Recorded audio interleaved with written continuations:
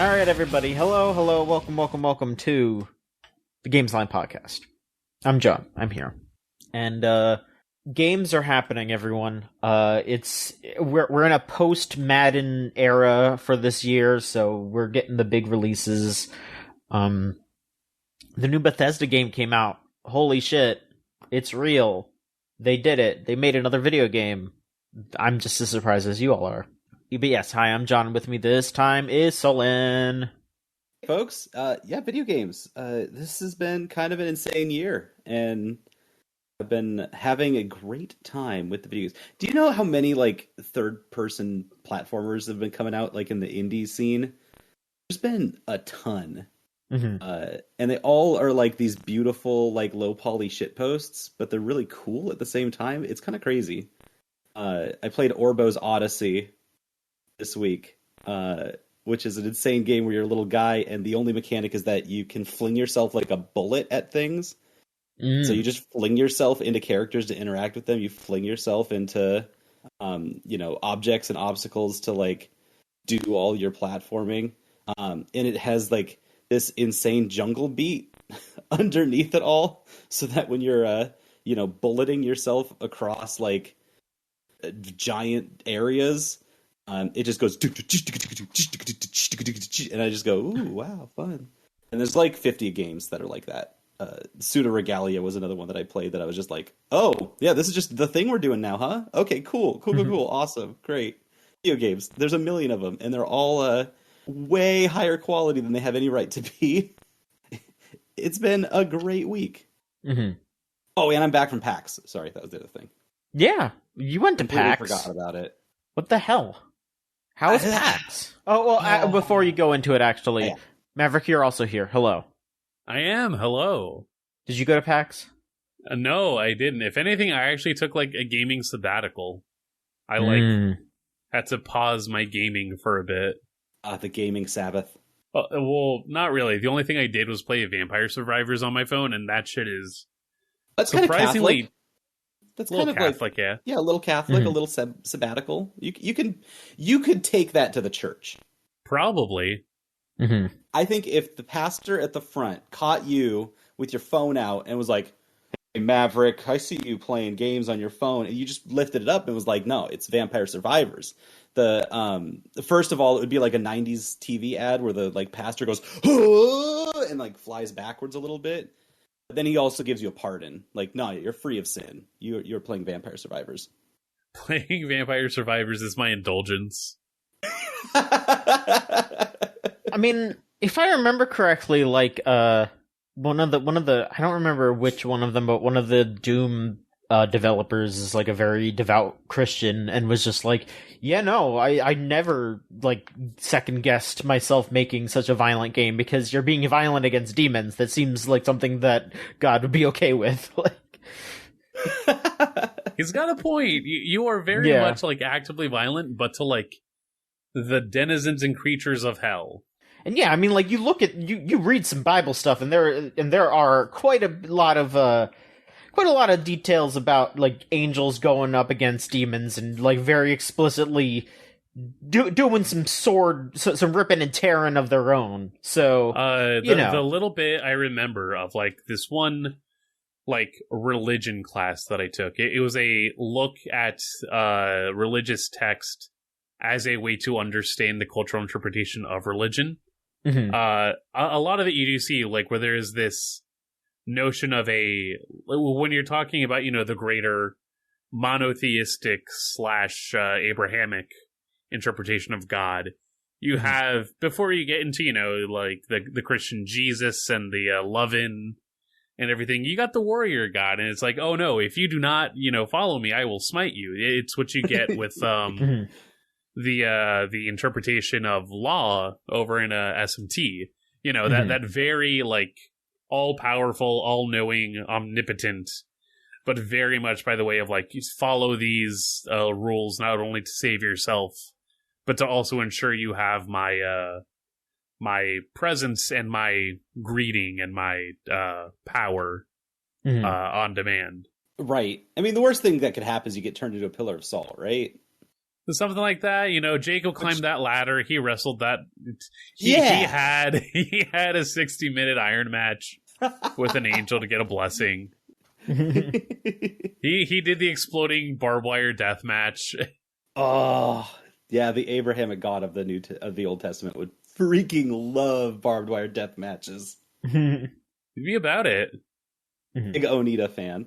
Honestly, the Last Temptations of Job would be the equivalent of just like the Orange Cassidy run. Yes. But now, I'm sorry, we're not here on the clothesline as available over on patreon.com/gamesline. This is the Gamesline podcast. The video game podcast, though. The video game podcast from Gamesline.net. That was so sing-songy. I loved that. Maverick. I know. I noticed it at the last minute. Saved it. Thank you.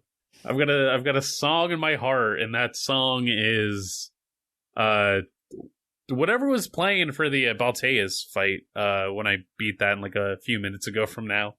Oh yeah, Balteus in what? In Armored Core 6. I mean, I can get into it. It's been a while since I've been talking about games. Yeah, how's gaming been going for you? We are at a crossroads with gaming. There is a glut of games, and it is not going to get better anytime soon. But Armored Core 6, that is like the new hotness right now. And I gotta say, it is like a lot of fun. I tried out a little bit of like Armored Core 1 and 2. They are vastly different. Not like entirely, but it's like when you start a game series out on the PS1, but specifically the pre-DualShock PS1. Oh yeah. There's a way that you set up game controls and game mechanics, and it carries over. You know, why would you immediately want to mess around with whatever the DualShock 2 is cooking up? Nah, you carry that over. So I didn't get a chance to try out 3 yet, but 6, it gives a very open interpretation of what it means to have maneuverability in a combat mech. And you know, I'm trying not to like. I'm sure that whatever Scott had already mentioned before about Armored Core 6, you know, applies here still. As someone that takes more time, I would say, to fully get a grasp on like Souls games whenever I do get my chance at them, this is definitely one where it's like having even less experience outside of just knowing that there is an equivalent to, like, you know, Sekiro's posture damage. This one takes a lot of getting adjusted to, but it also is like, it truly does set you up to realize that there's no one way to overcome like a challenge. It's just a matter of knowing like the right mix that you're looking for and figuring out what exactly it is that you want to get. Balteus, the fucking end of chapter 1 boss, that big baby Coco Melon cradle thing, as I'm sure people have seen from the meme about Balteus. Yeah. Okay. Oh, have you not seen it? Oh my god, it's a classic. Balteus baby. It's just a big baby. It's just a big... It's this mech that's got like an energy shield and like dozens of guns that shoot at you. And after it gets mad enough, it starts hitting you with flamethrowers and shit. And it's like, stop being a child. Just hit me. Yeah, it's just got a big old noggin, huh? It's got a big old noggin. But that's not even the noggin. That's just the fucking again, the baby, like the little baby stimulus ring or whatever. But all that to say that, like, you know, I was doing a lot of repetitions for this boss. And eventually I got it built that worked out. Because the thing about Armored Core is that every little piece of your loadout is important. It's important for you to make sure that you're, you know, cognizant of all that's going on. Because you're also getting a lot of information fed at you. Like, this is a game where even if you don't, like... You have to accept that you are probably going to get hit. You will not... A perfect does not mean that you get 0 damage. I'm sure there are freaks out there that are doing it. you are not one of those freaks. I will tell you right now, you are not one of those freaks. But you are someone that can be good at this game. So that means, you can get better at dodging some particular stuff, or get better about making sure you aren't like in the line of impact damage. Because, if I launch a grenade shell at you, not only do you have to worry about the actual impact, you have to worry about the blast radius, which can still cause damage. And I sit there in my chair thinking, this is bullshit. But no, From Software saying, this is real life. This is what happens if you can't dodge successfully. You still feel the aftershock of what's going on, and they're correct. Like, I can't Maverick, argue. Can you keep going on this? Hey, I've been dying a lot in Armored Core 6, and I can't get past Belteus. Can you kind of hype me up to get me back into it so I retry? You're going to keep dying. You have to accept that death is part of your existence, and, in real life, you can only die once, and that's it. What happens after? Well, that's up to interpretation. And I won't say one way or the other what's going on there. But when you're in the middle of it and you have the chance to come back and you have a chance to do your assembly again, just fuck around. You got to find the way that you can be your own boss. And I mean that in the way that, like, you got to be a motherfucker that is as annoying as the people you're trying to hit. And so, it's a lot of pressure sometimes. But you find the loadout that works, you do it. Like, in this case, I just used the plasma emitter that only really works at close range. So that, like, forces you to, like, get in there, and that's actually the smart way to do it. I've heard that's kind of the way you do things in Armored Core. You just get in there. You gotta get in there. That's, like, you can sneak around if you want, but you're also a giant robot. Like... what do you mean you're going to sneak around? What do you mean you're going to be quiet about this? Nah, just get in there. Try doing shit. Just try whatever. You literally have to throw everything at the wall to see what comes out of it. Thank you for coaching me up. That was the pep talk I needed. I'm glad it started from a religious place. Really as Corinthians once said, that's the enemy battleship, the Balteus. You have to take care of its shield in order to do any damage. I think Corinthians 2 is where they started saying stuff like, be swag, get in there, get that ass. Well, the hymnal is still just Annie up, so, I will say the music is interesting. Like, it's a different take. Still, like, pulse pounding, but a different kind of... just a different kind of take for what to do for, like, an electronic soundtrack. Because the originals are, like, more bounce. I hesitate to just say, like, house. But yeah, like, there is a noticeable difference in direction that I would say comes from just the years of having to do Dark Souls as a series. And just the way that, you get from the studio that did The Adventures of Cookie and Cream to... Game of the Century, Dark Souls 2, Dark Souls 3. Game of the Century Cookies and Cream. Game of the Century Cookies and Cream. Like, it's a different kind of high caliber. It's the horseshoe theory of quality. I had no idea that was a thing. Wow. Okay, cool. Mm-hmm. What, The Adventures of Cookie and Cream? Yeah. Yeah, dude. Early FromSoft, they just did whatever. It's wild. That's why you get all the freaks that are talking about Kingsfield, Evergrace, fucking Eternal Ring. Eternal Ring. Like, before Elden Ring? Yeah. Before Elden Ring. You've got people that are just going balls to the wall about whatever and anything when it comes to this dang game company. And now that we've got, like, an OG back in their re-game series, everyone's, like, clamoring. But, yeah, it's still a lot of fun. I'm very ready to see what else this game has now that I've, gone past that part. Got the pile bunker, so I'm ready to just... Ooh, this is gonna be fun. It's gonna be a fun way to deal with some bullshit. You have now activated gamer mode. You can feel it activate, Mm-hmm. They got me going new type out here. Well, that's good. I'm glad you're having fun with it. Solon, we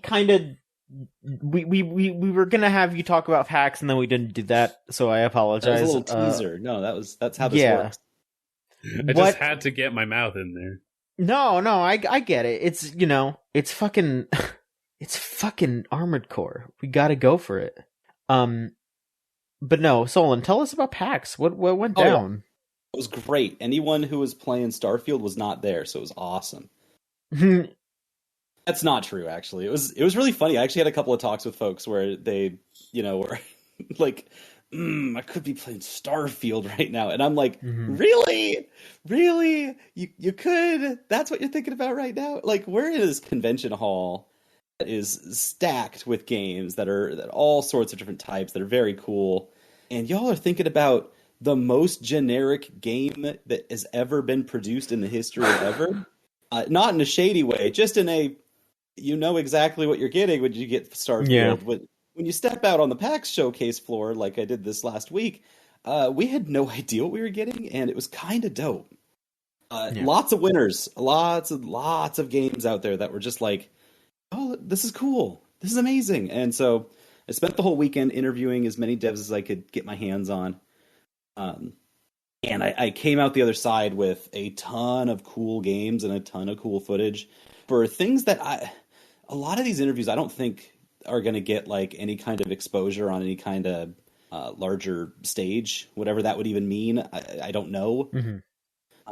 You might see them in a like Steam demo days run up, or you might see them in like some indie showcase like Devolver. I talked to some of the devs that are working with Devolver right now and their game. So like you might see them in that situation specifically, but getting to actually talk with the devs and talk with the people who are actually making the games, oh, nothing like it. Just really cool. And I think it's going to make some cool videos that people are going to enjoy chewing on for a while. I'm hoping that it'll be a little more evergreen content from PAX that'll really show how it kind of felt being there. But overall, awesome. Not everything was awesome. There's some stank stuff too, which I think makes PAX what it is.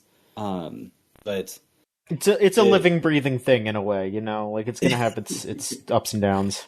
It's a ReedPop organization. It's gonna have some warts, which we'll get to.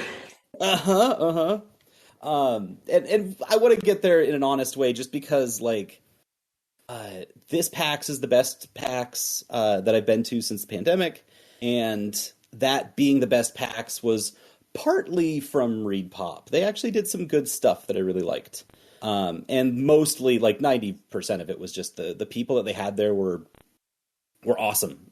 Just the full staff of everything going on. This PAX was split up thrice. Not once, not twice, but 3 times split in the middle. How do you split something halfway 3 times? Well, we now got a new building in Washington State Convention Center area that is massive. It's this huge structure. And so it could fit the entirety of old PAX into it and have plenty of room to spare. But that's not how they did it. How they decided to do it was that they put half of PAX in the new building and half of PAX in the old building, and then another half of a thing called Nintendo Live, which is just a Nintendo Expo, which is not PAX. It's hard to explain. It's not hard to explain. Nintendo Expo, Nintendo Live was just a fan show. So they decorate the expo hall with this big, like, here's all our Nintendo games. Here's a giant Kirby. Here's a giant Animal Crossing. Here's a giant Splatoon. These are all of our video games. They're not, like, showing anything new. It's just, hey, if you like Nintendo, you can hang out here with all of the other people that really like Nintendo and their kids. Yeah, so nothing there for me. There was absolutely nothing there for me. Other than, merch. That's what they were there for. But they did take over half of PAX with this entire thing and then cut the rest of PAX down the middle, which was bizarre. It meant that you had to kind of walk a little bit, but I wouldn't say you had to walk much more than you would at any other. Like, the old PAX was in this convention center that is compared to any other state's convention center, tiny. And so they would have to spread out to all of the hotels in the area. You'd have to walk around to all of these different places, and it was a mess. And in this case, all they did was split the expo hall in half, and then everything else was in this new building. So, new building, way better than the old building. Old building had all the like AAA companies in it, and the AAA companies this year also included Among Us and Five Nights at Freddy's. Of course. So you had Square Enix, you had Atlas Sega in a booth, you had Xseed always has a gigantic booth, of course, which they have like 50 games at their booth. It was kind of cool, actually. We saw the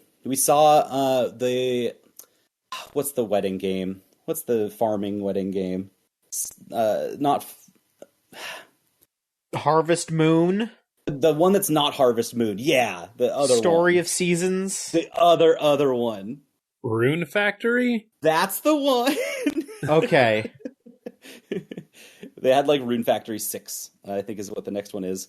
And on that demo, they had Newlywed Mode, which I just thought was a funny thing to prompt. You can play the normal demo, or you can play the Newlywed Mode. You now have a like fiance to take care of or something, or a bride or something that is doting after you and tutorializing you on everything. Wild game, because they give you a hoe, they like set up things to be like, all right, you're going to tutorialize on how to farm, here's your garden hoe, and they immediately put enemies in front of you and start making you whack shit. Because that's what Rune Factory's about. It's about the intense combat. That's how it's different from the other ones, and I thought that was delightful. But yeah, so this old hall has all these AAA companies, and meant that the new hall had all the indies, had the big groups of like indie showcase stuff, and it had Bandai Namco, so it just had a big Tekken booth, which was awesome. And the Tekken, like, they had a full cast of cosplayers doing Tekken cosplay and just running around their booth. Hell yeah. It was nutty to, like, stand next to King and being like, oh, hello, you're very tall. Do not suplex me. But yeah, that was, PAX had a lot of good things going. A lot of things that I was just, like, very excited to be there. And also everyone who was, like, the people that I used to see at PAX before pandemic, I got to see a lot of them there this weekend. And that was the thing That's that nice. really was like, I think we're back. I think we're back in a full way, in a real way. And it felt in a very cool way. So, best game at PAX, I think it was Rift of the Necrodancer game. I'm not a Necrodancer fan, like that style of game as a dungeon crawler that you have to hit things to the beat to. It's very cool. It's a great game, but it's just not for me. And so I saw they were doing like a conventional notes fall down on a chart rhythm game where you hit the buttons. And it was really cool. It was really fun to play. It's kind of nutty how it felt so nice. And there's a couple of games like Muse Dash and stuff where they've stripped down the like rhythm game to just being 2 buttons, 3 buttons. Nothing complex about it. And yeah, they did it here in Rift of the Necrodancer, and it's delicious. I had a 15-minute demo, and I could have demoed it for like 40 minutes, but they have like strict timers on that game. And I just see them like kicking people off of their machines like as fast as possible to get someone else in there. Because move your ass, go. You don't want to. They draw you in really good. Yeah, their story was really sweet. They did they have like Rhythm Heaven mini games that were really cute. I was seeing those in the trailer. Yeah. Yeah, you do yoga was the one that I did, and it was actually just as fun as the full on rhythm game itself, and was a nice change of pace. Worst in show was just Ubisoft. Ubisoft sucks. They're just, I don't know. They showed up with nothing. You think of Ubisoft? What do you think of? Towers. Assassin's Creed. Yeah. They had a booth with 6, games running of 6 versions running of what's their worst possible game? Prince of Persia. New Prince Really? of Persia game. Side-scroller game. That's all they had. Oh yeah, they announced that. Showed up with that, and tell you what. You know what didn't have a line around the booth? That didn't have a line around the booth. You know what did? Right next door, the Five Nights at Freddy's booth. The Cheez-Its booth next door had more of a line than they had free Ubisoft. Cheez-Its. Didn't they have like a mashed potatoes booth? Yes, they did have a mashed potatoes. They had an Idahoan mashed potatoes booth where they gave you like the like snack bags of string potatoes where they're just like deep fried chips. They're just potato strips in a bag. And that was like tucked away really far away. That was normal. You know, you go up to the booth, they've got some like switches you can hang out and play around with games on them. And they give you a bag of their product. Normal, regular. Cheez-Its decided to not be regular today. They came in with what they called the Seattle Bodega, which was just the corner store where you walk in and there's like a stand-up arcade machine that you can play at, but you can't really hang out there. It's just a photo op.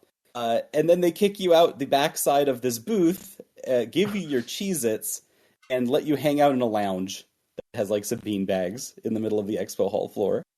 They don't have a line to it. So what people did, because they wanted to get into this Cheez-It booth so badly, was that they would walk around the booth in circles, hoping to get in when they got around towards the entrance.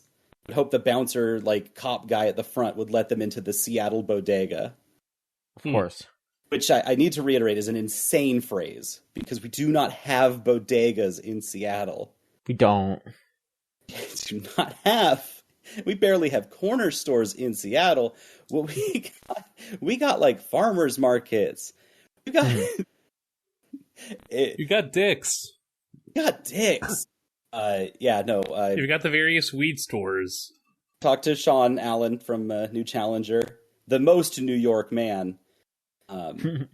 Person who developed, made Treachery and Beatdown City, and he was like, I don't know how to call this racist, but this ain't right. No, yeah. Speaking of the weed shops, I finally took a picture of one of my favorite signs. Yeah. Gas City, New York. That's the Danimals monkey. Or, like... It is. That's my favorite. That's why.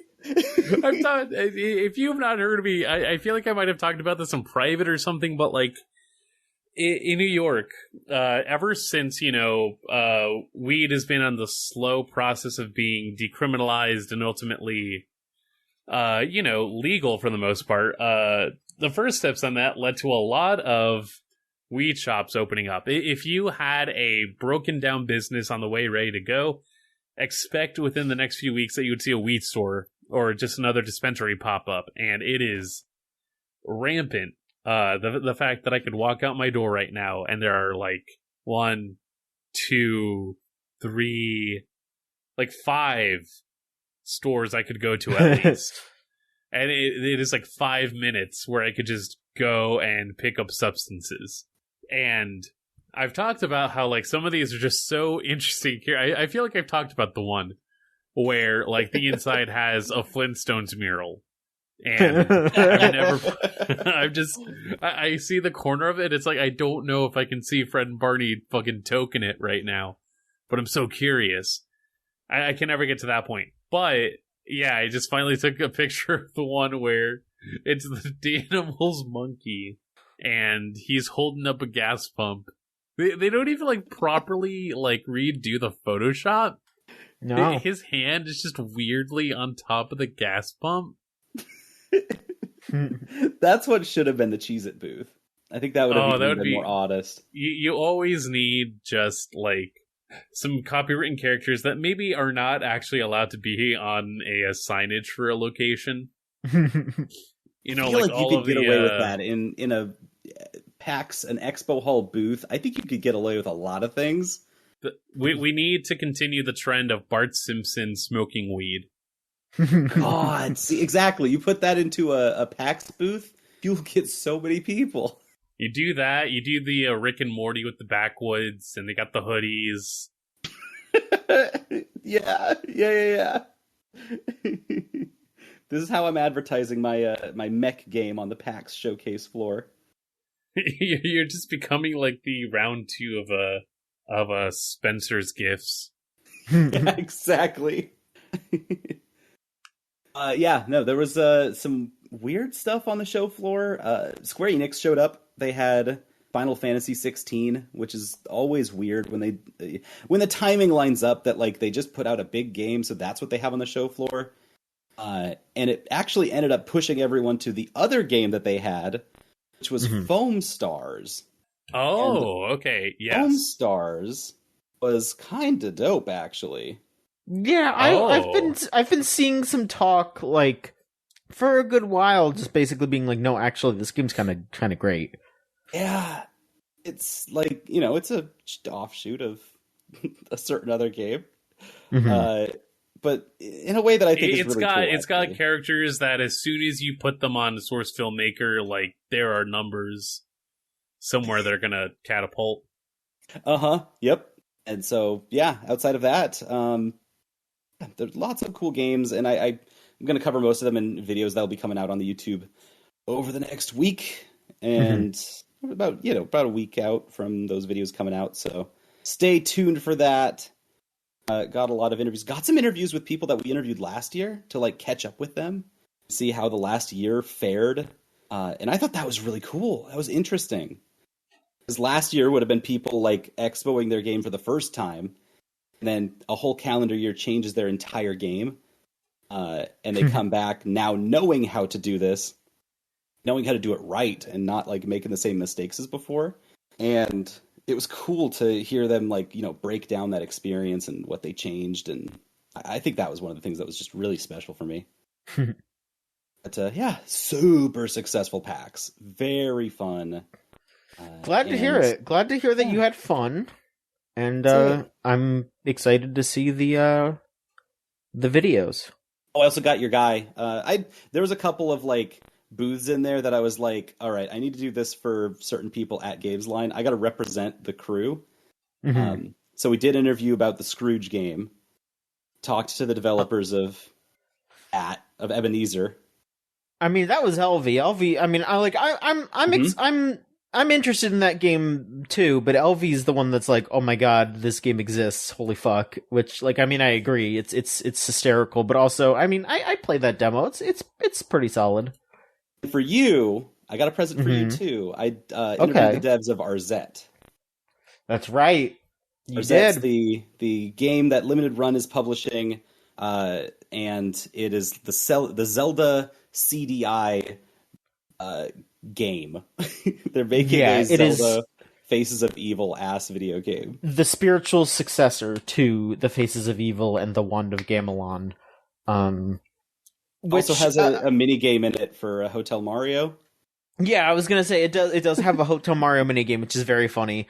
But yeah, I mean, I think I talked about it when it was announced, but I definitely like went through like a couple of stages there where I was like, okay, great, and then it was like, maybe I'm a little worried, but now I'm like way less worried because it's developed by, like, at the very least, in part by the guy who did those like extremely faithful ports of those games to PC. I think the thing that got me, that didn't make it to the interview, because this isn't really how the interview is structured, but I told you that, like, playing the game's good. I can tell you all day that, like, I really liked it in my hands. It made sense, and still had, like, some CDI jank to it that was really charming. As it should. The interview with the lead developer took me really off guard from the moment I met him, because, John, he looks like you. He looks a lot like you. Oh, that's my funny. God. And so I was just the entire time like, man, I know everything about this dude just without even, and I can't like let him know that. I can't just start like, reading him like Minority Report or something. But I did want to start, like, I just wanted to open up and be like, surely you jested. And just get the whole Robotnik YouTube poop thing going. We are brothers in arms. That's the thing. You like, so are. That's good to know. You know, like, yeah. I'm glad to know that the person who is taking on this powerful task is someone like that. I mean, I'm looking through his Twitter right now. Seth Fulkerson here. Awesome. Dude got a Steam Deck and immediately started running Zelda, Wand of Gamelon and Faces of Evil on it. Like we got fucking Morshu right there. Very good. Very good. I mean, God, let's transition out of this, because case in point, what have you been playing lately? I bet Seth would approve. I don't know. I mean, I've been playing. It's kind of weird because I haven't been playing too much. Xenosaga still. I think I'm about halfway through. I don't know. I don't know. Or like halfway through of the first game chapter, the first game. Yes. Okay. Have you played Xenosaga, Solon? Because then maybe I can tell you where I am. No, I've played Xenogears and I played the and Xenoblade. Okay. So, all right, yeah. I mean, I guess for those of you who have played it, I don't fully know if this is about halfway through, but I'm like about to finish the Gnosis dungeon. You will know. You will know what that is. Gnosis dungeon. You will know what that is if you play this game. I'm almost done with it. This is the religious episode. I swear to God, Xenosaga's like a hella religion game. Xenosaga's like crazy. Of like fucking Jesus is a character in that game. Yeah. One of the main party members. No, I shouldn't spoil it, but no, just fucking insane shit. Shit just goes. All right. For a second, I was gonna say, oh yeah, Xenosaga. That's the one with the cover from the PS2 where it's like the lady holding on to the other lady's boobs, and I realized, no, dog, that's me talking about Artanelico, and I'd never think about Artanelico otherwise. Yes, yeah. Yeah, I was gonna say, I don't know that one at all. Classics of being at the GameStop and just being like, I don't know if I want this as a game, but I guess I like respond positively to this.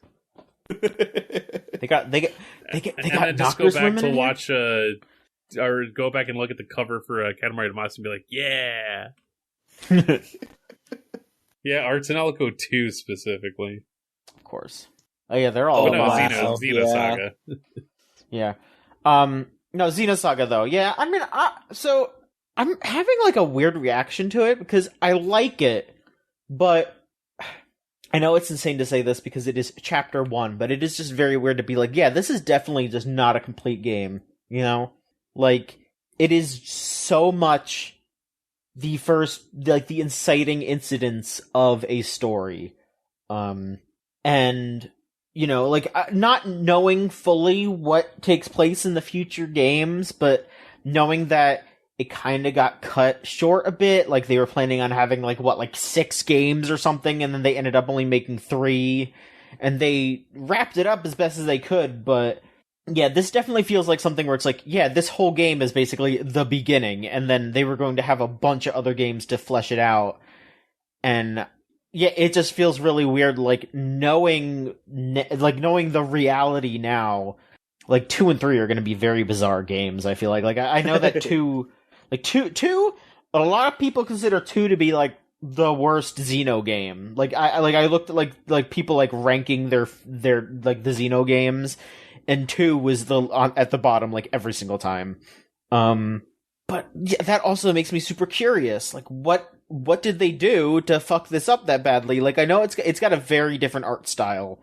'Cause one is that, like, early anime 3D thing where it's like charming and how fucked up it looks. Like, everyone's just got like, everyone looks like they're made out of clay, and it's kind of off-putting, but once you get past it, you're just kind of like, yeah, but like that was just what they had to do at the time. There's a charm to it, yeah. Yeah, there's a charm. And then the second one, they tried really hard to make it more realistic for some reason. Probably because people Yeah, probably because people were complaining about the, like, slightly uncanny valley aspect, but it just, like, nah, dude, now it just looks fucked up. And then I think for 3, they made it more anime. It's like a compromise. Yeah. Just super bizarre. I don't know. I think that I would love for there to be some sort of remaster or whatever. But I don't know. We'll fucking see. How is it? I feel like there's a lot of folks that have played Xenogears because it got super popular. They're going to end up looking back and being like, all right, let's try Xenosaga. Do you have any advice for them? Like, how do they even start with that? Because it's not the same at all. It's nowhere near the same. Like, I mean, for Xenoblade fans going back to this, it's so bizarre because, you know, it's a very standard RPG. The one thing I really don't like about it, which again is just kind of an aspect of the times, is just there are a lot of, like, points that you can allocate into things. Like, you know, you level up as you do with experience points, but also when you do battles, you'll get, like, tech points, which lets you upgrade your spells or your abilities or whatever you want to do, like, whatever things you use in battle. And then you can even also, like, assign those to, because the way that the battle works, it's like, each turn you have 2 actions, or you could bank an action, so you could just, like, do 1 hit and then wait. And then when you bank an action, you could do 3. And so a bunch of moves are basically, like, assigned to only be accessible for the 3rd hit. But then you can also upgrade those moves and then put them into a second slot if you want. And that costs a bunch of tech points. And it's like, you can do stuff like that. Like there's some cool aspects to it.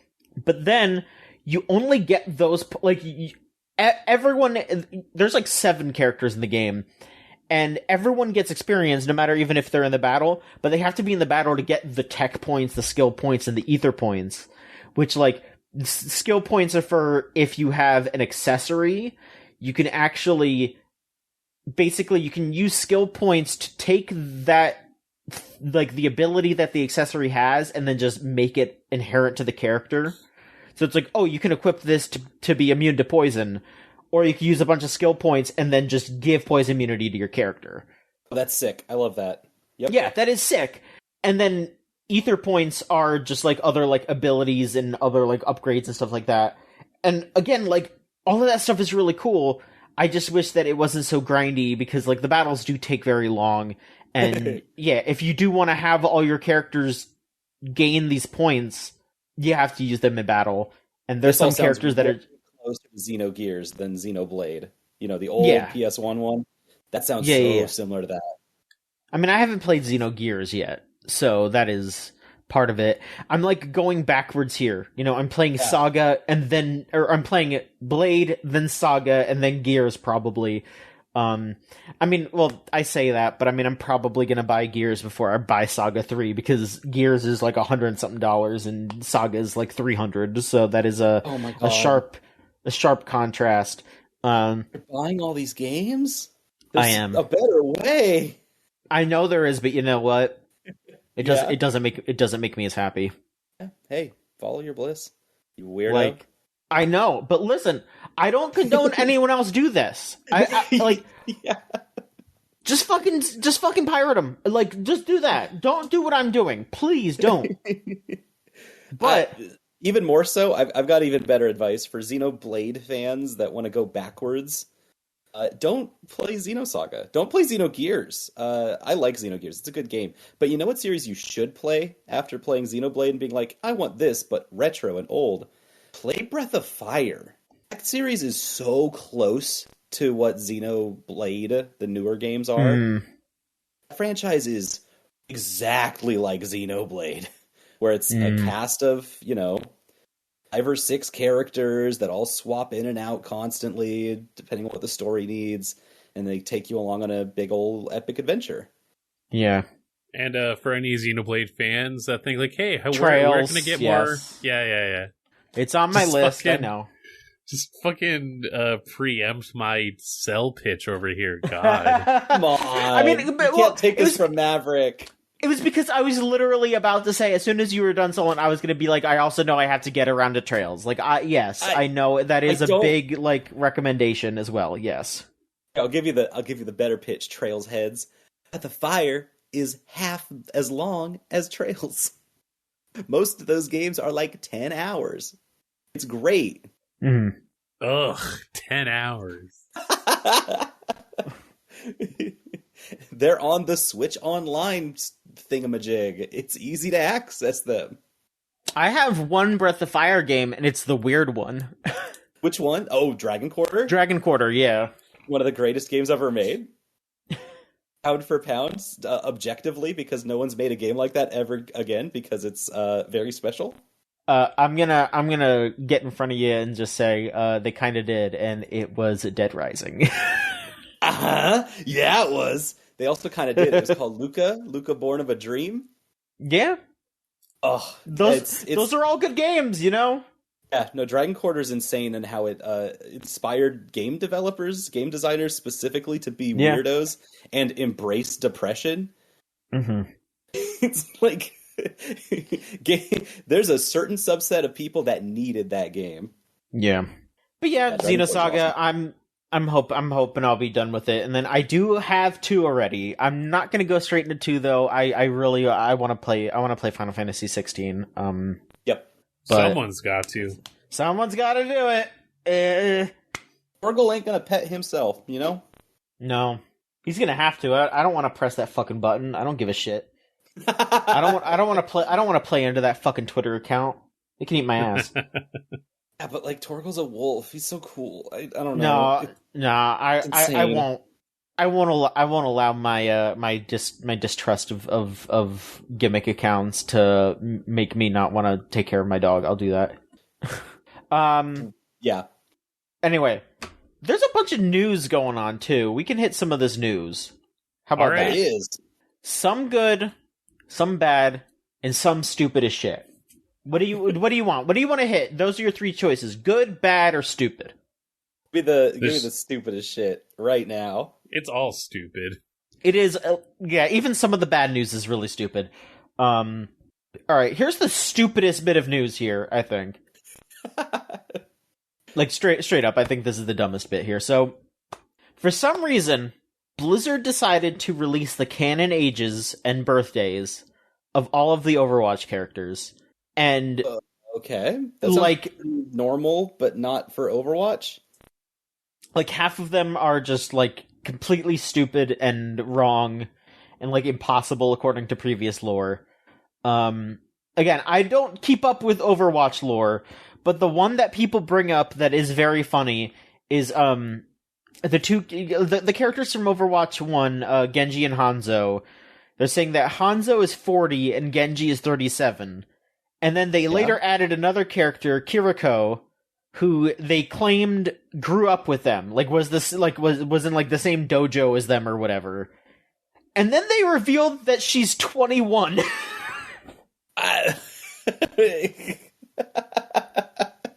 What? You know, hanging around, she's out. Like half their age, but I guess apparently also grew up with them.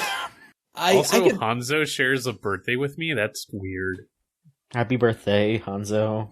Can you also shoot a dragon when you have a bow? Very carefully. Oh, okay. There's something really bizarre about how long it has taken for them to produce such a like nothing thing. The birthdays of characters, they don't really matter all that much, but they, show that you care about these characters as a company and that you want people to care on the other side. This is a huge thing in like gacha games. Hold up. I just realized something. Yeah? So in this little preview, they also just go ahead and label oldest and youngest. Yeah, they do. But also, I don't know who this young person is. But right over here, I see the hamster who is aged 16. I see the robot who is aged 14. There's a robot who's aged 1. Yeah, Orisa is 1 year old. So no, she's not the youngest. There is a 1 year old in this game. Oh my god, yeah.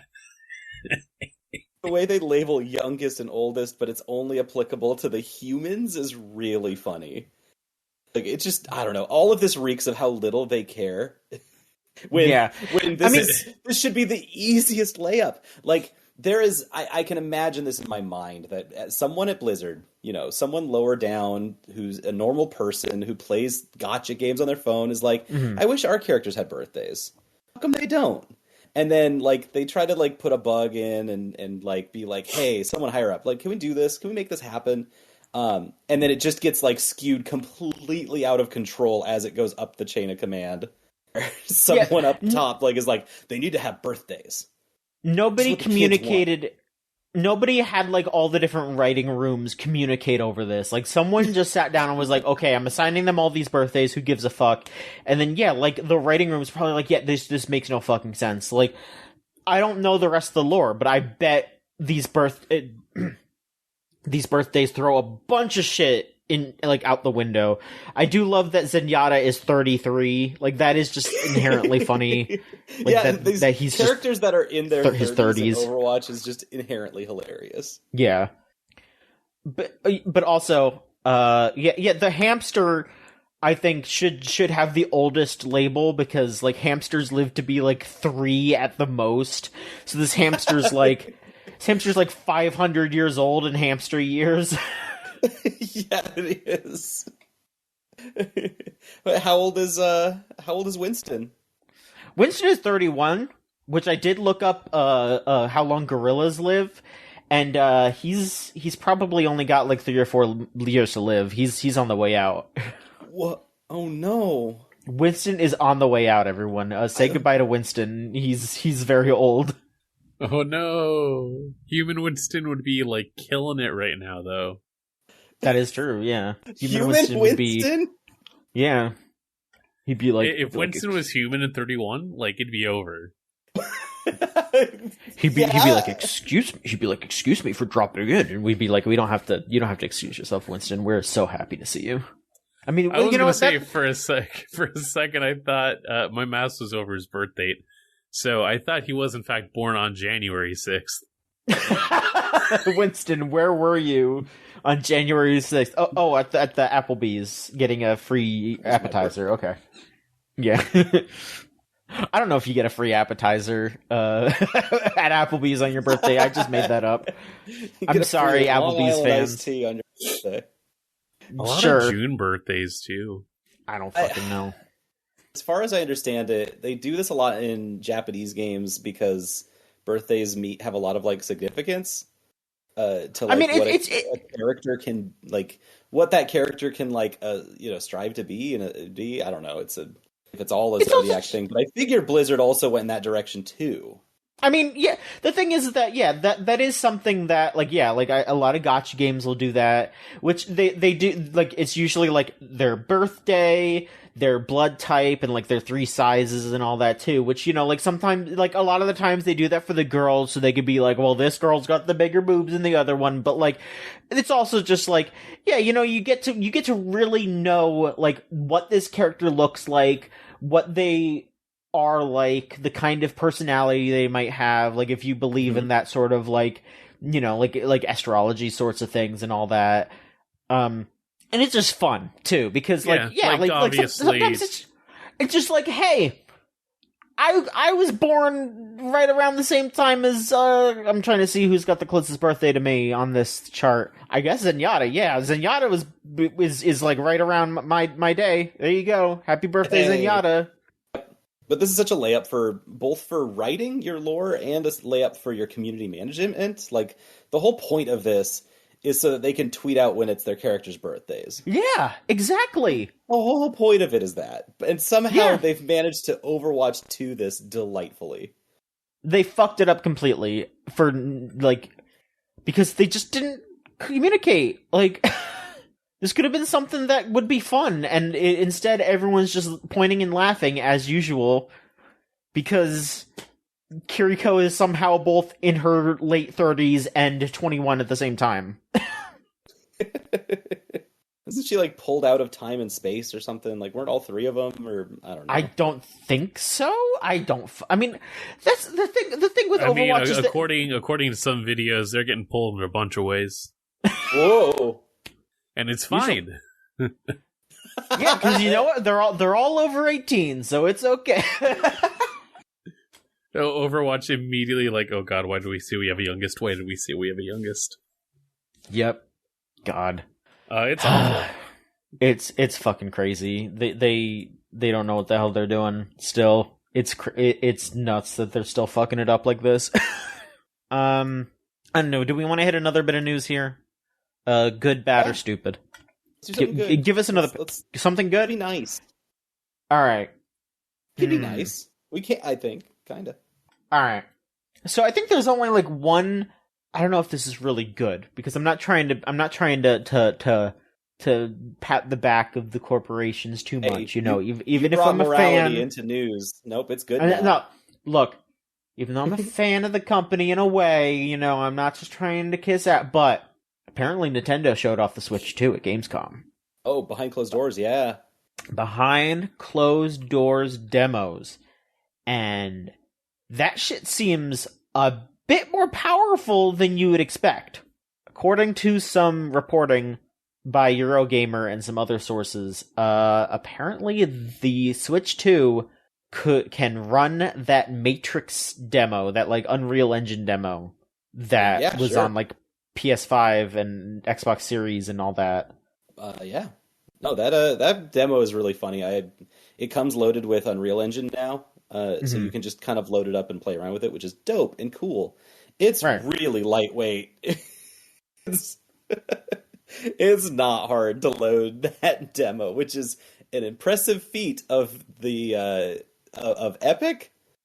Yeah, and that game engine, but like, I would assume that the Switch 2 could run that. Because it's the kind of thing where it's like, wow, Nintendo's making something that is like somewhat on par with current specs. That's what's surprising. Yes. So the actual numbers that were getting thrown around, I'm not going to go into like, oh, this has this, but like, it seems like it is maybe just around the Xbox Series S, which again, that's kind of a big jump when you're comparing that to the Switch, Sure. And apparently seems the like a way reasonable that jump.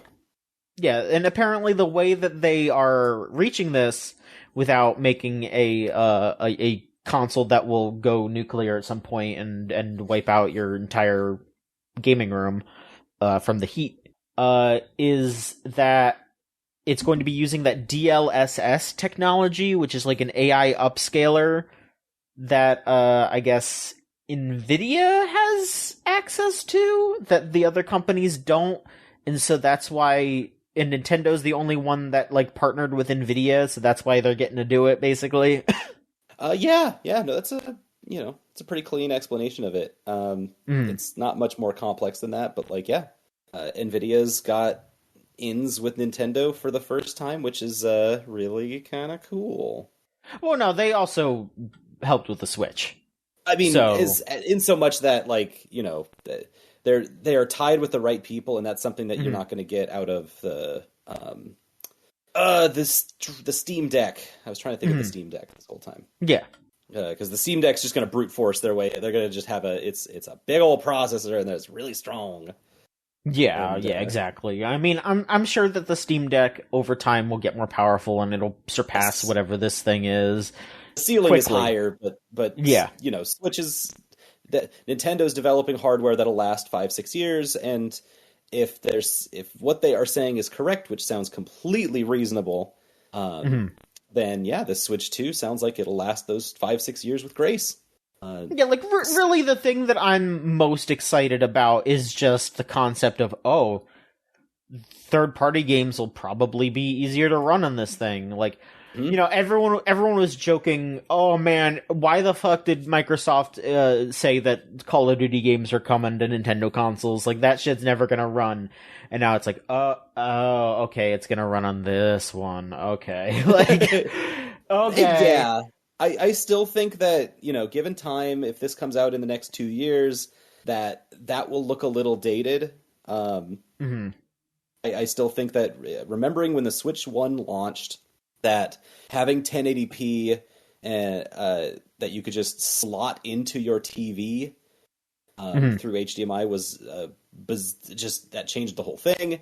And then being able to immediately convert it to 720 in your hands was, not top of the line, but it was exactly at the line. And this, once again, I would say is exactly at the line.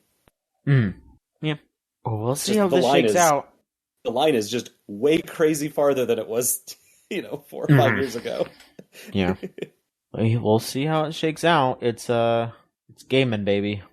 Gaming. Maverick, hit us with some more of your gaming. What have you been gaming on?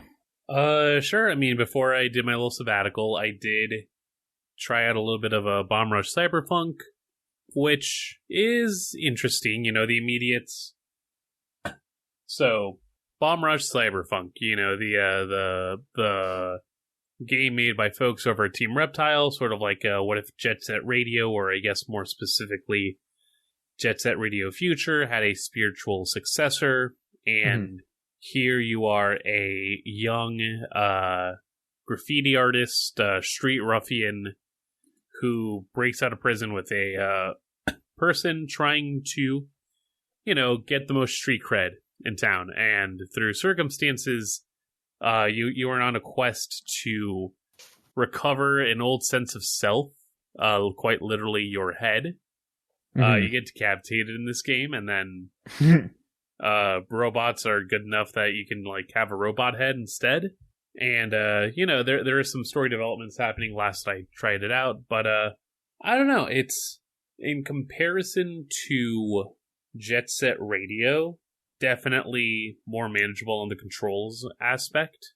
That as much as aesthetically that game is fantastic, it is definitely a bit of a clunker on the controls. And so to see that immediate upgrade where they lean a little bit into the Tony Hawk aesthetic of specific trick maneuverability, but here is where I take a little bit of a harshness towards it, where, in Tony Hawk, not only do you have button combinations for every single button, but you can then tweak that to an extent. Like left and square can be different from right and square. Up and down are separate from each other.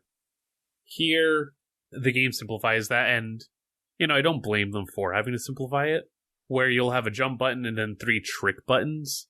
If you jump on a rail, is when you'll be able to grind, and then from there you can do alternate tricks. The combo meter is sort of affected by if you grind on something and you lean into the grind, then that ups your trick multiplier.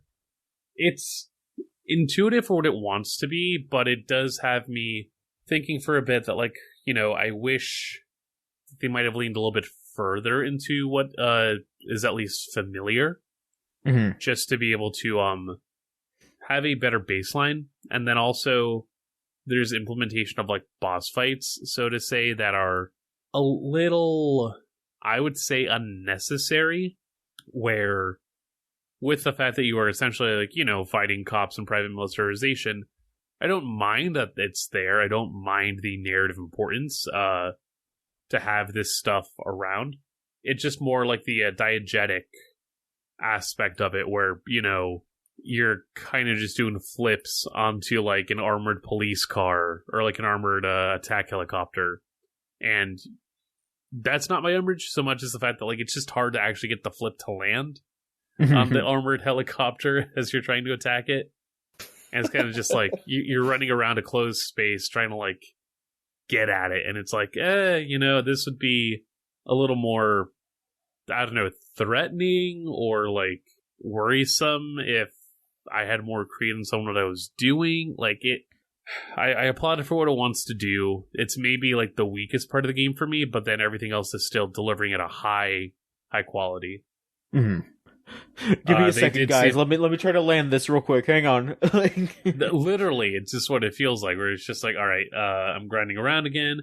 Boost into the thing. Oh wait, I missed my spray paint. Let me try that again, guys. It's okay. You're spraying all the cops that are running around. They're all still getting up. Then you just do like capoeira kicks at them, and they fly away. Again, I don't hate the energy that's there. It's more just like, I don't know if I need to do this. Some little flow things that just kind of like take you out of the experience, take you out of the rush. Yeah, a little bit. They set it up so nicely that you're like, you feel indebted to, want to do it right. Mm-hmm. Exactly, and... You know what this kind of reminds me of? This kind of reminds me of your critiques on Frog Gun, a way, where they set things up really nicely, and then when you actually which that's a little more extreme, because you didn't like Frog Gun, but... I could see what Frog Gun wanted to do. Exactly. And here, it's like, there are at least ways to still take care of what it is that Bomb Rush wants you to do, but, the scope of what's there is both widened in some aspects, but then narrowed in others. Yeah. The fact that it is trying to be a catch-all, and more specifically, tailoring to the elements of hip-hop, of, tagging, of... Yeah, it's cool to see all of the easy customization that is available to people, and that's pretty interesting from a community standpoint, and so that I'll definitely applaud it for, but then the core mechanic of it definitely can leave more to be desired. And if anything, just has me more excited for, the, what is it, the skateboard roguelike that's coming out soon? That is much more directly like Harry Potter, not Harry Potter, Tony Hawk. God, yeah. But that's coming out. Skate Story's still coming out, which is its own other, there is still momentum for other extreme sports games that are coming out. This is a good... I'm glad that it's out, Bomb Rush Cyberpunk, but yeah, it definitely is I'm curious once I finally finish it, what my thoughts will be. I think when I look at Bomb Rush, I mostly am it's not really helpful, but I compare it to Hi-Fi Rush. I want to see how those two look next to each other, just because, it is what it is. It's an industry of comparison. It's two separate sections of the same Kmart. Makes sense to me. Is how I would describe that cross section. I want to be and then at Pizza that Tower, Kmart. Of course. Pizza Tower is in the built-in Little Caesars. Yep. Of just what is it that you're showing a 10-year-old in 2004? Of course. Oh, there is at PAX. There was the it's not Pizza Tower. It's the one that looks a lot like it. That's also kind of Wario. Oh, Anton Blast. Anton Blast was there. Anton Blast, gorgeous looking game and really cool. There was another game that was a Duke Nukem inspired, goofy kind of cartoon, a cartoon type of Doom shooter, a boomer shooter. Those are what it's called. That was also very inspired by this cartoony aesthetic. So it has this extremely loud front-facing character, and the Expo Hall, the Mix, which was another showcase outside of PAX itself, just slapped them both right next to each other, making for the loudest, most overwhelming corner of a convention I've ever seen, and seeing these cartoons just screaming at you from a CRT TV was insane. That's wild. There is a style that is hitting the zeitgeist right now, and I am so appreciative of it. It's Rocco's Modern Life aesthetic, basically. Yes, that's what it feels like. Is. Solon, anything else you want to run by us? I don't want us to go too long, so Oh yeah, we can cut it, some stuff. Cut it a little easy. Some stuff. Some stuff. I've been looking at the E3 news that came out. It's been something that's kind of been on the forefront for a little while. Yeah, I mean, as you said, you went to a ReedPop event here, and E3 is owned by ReedPop in a way for a hot minute, but now not anymore. They have ReedPop and the ESA have parted ways. the ESA has not canceled plans for next year, but it will not be at the LA Convention Center. How have they not canceled plans for next year, but also not told us a venue? I have no fucking idea. You know what? I bet they're just gonna cancel it. You need to start selling, tickets and making sure people know what's going on now if you want to put on anything that's like an E3. Because if you don't, then the same thing's gonna happen that happened as kind of last time, where like everyone says I am not going to E3 publicly, and then all of the people that did say they were going to E3 pull out. It becomes like a stack of cards just collapsing. Yeah. But yeah, no, ReedPop is like, I'm out, I'm done. I've got, 50 other conventions that I run, and they're all way more valuable than E3 is now.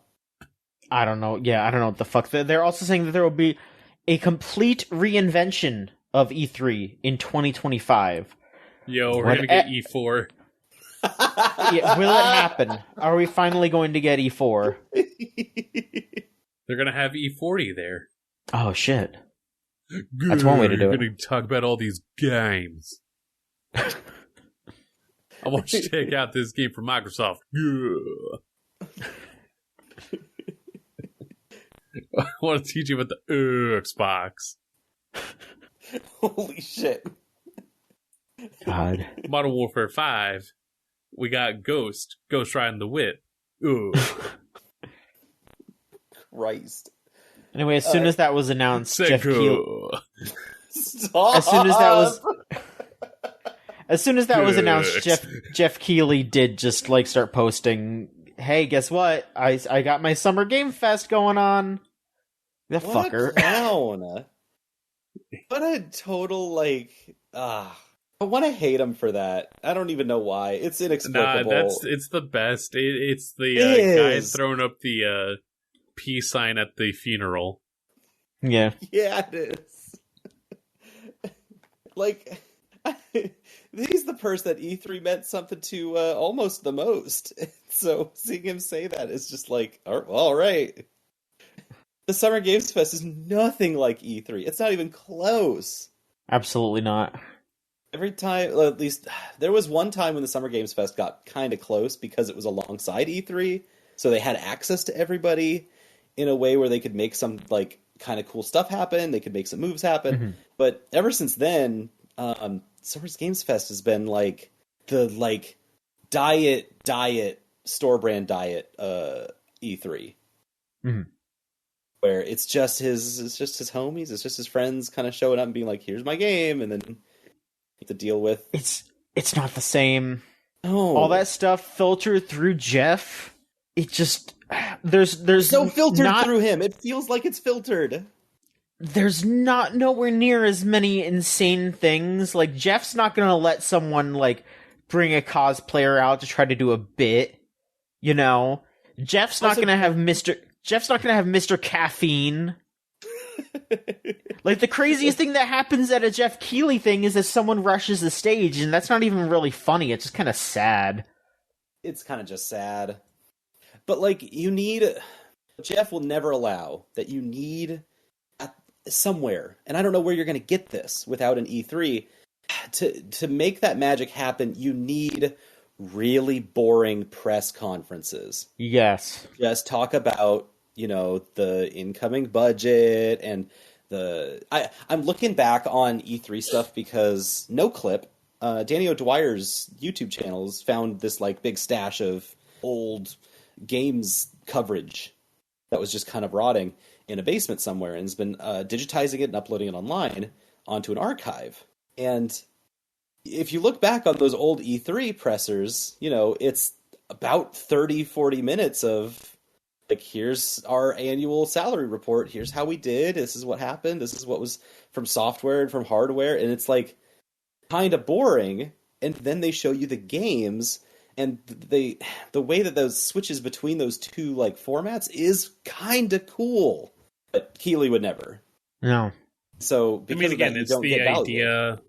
I feel like it becomes so cognizant of the content everywhere approach that everything is now taking. Mm-hmm. Right. That you cannot have a form of this that is very strictly, it can exist. It is still available, but video games especially have become this aspect where you can no longer really have the private boardroom, so to say. Or the And public if you boardroom, do, yeah. Mm-hmm. yeah, like ultimately you will then come down to someone buying shares of the company to ask, hey, can we get more F-Zero? Yeah. Next week in game magazines. Yeah. I just, like, you don't get those magic... I'm thinking of, like, the bit where you have, like, this giant enemy crab that has its weakness Mm-hmm. exposed, because, like, We you would have never to have... that. We would never have that in a Keeley presentation. No, because the presenters aren't, the execs. There's no skin in the game. If an exec is doing a presentation, there's some skin in the game. And it leads to even more boring people trying to, like, liven things up with the running on the stage.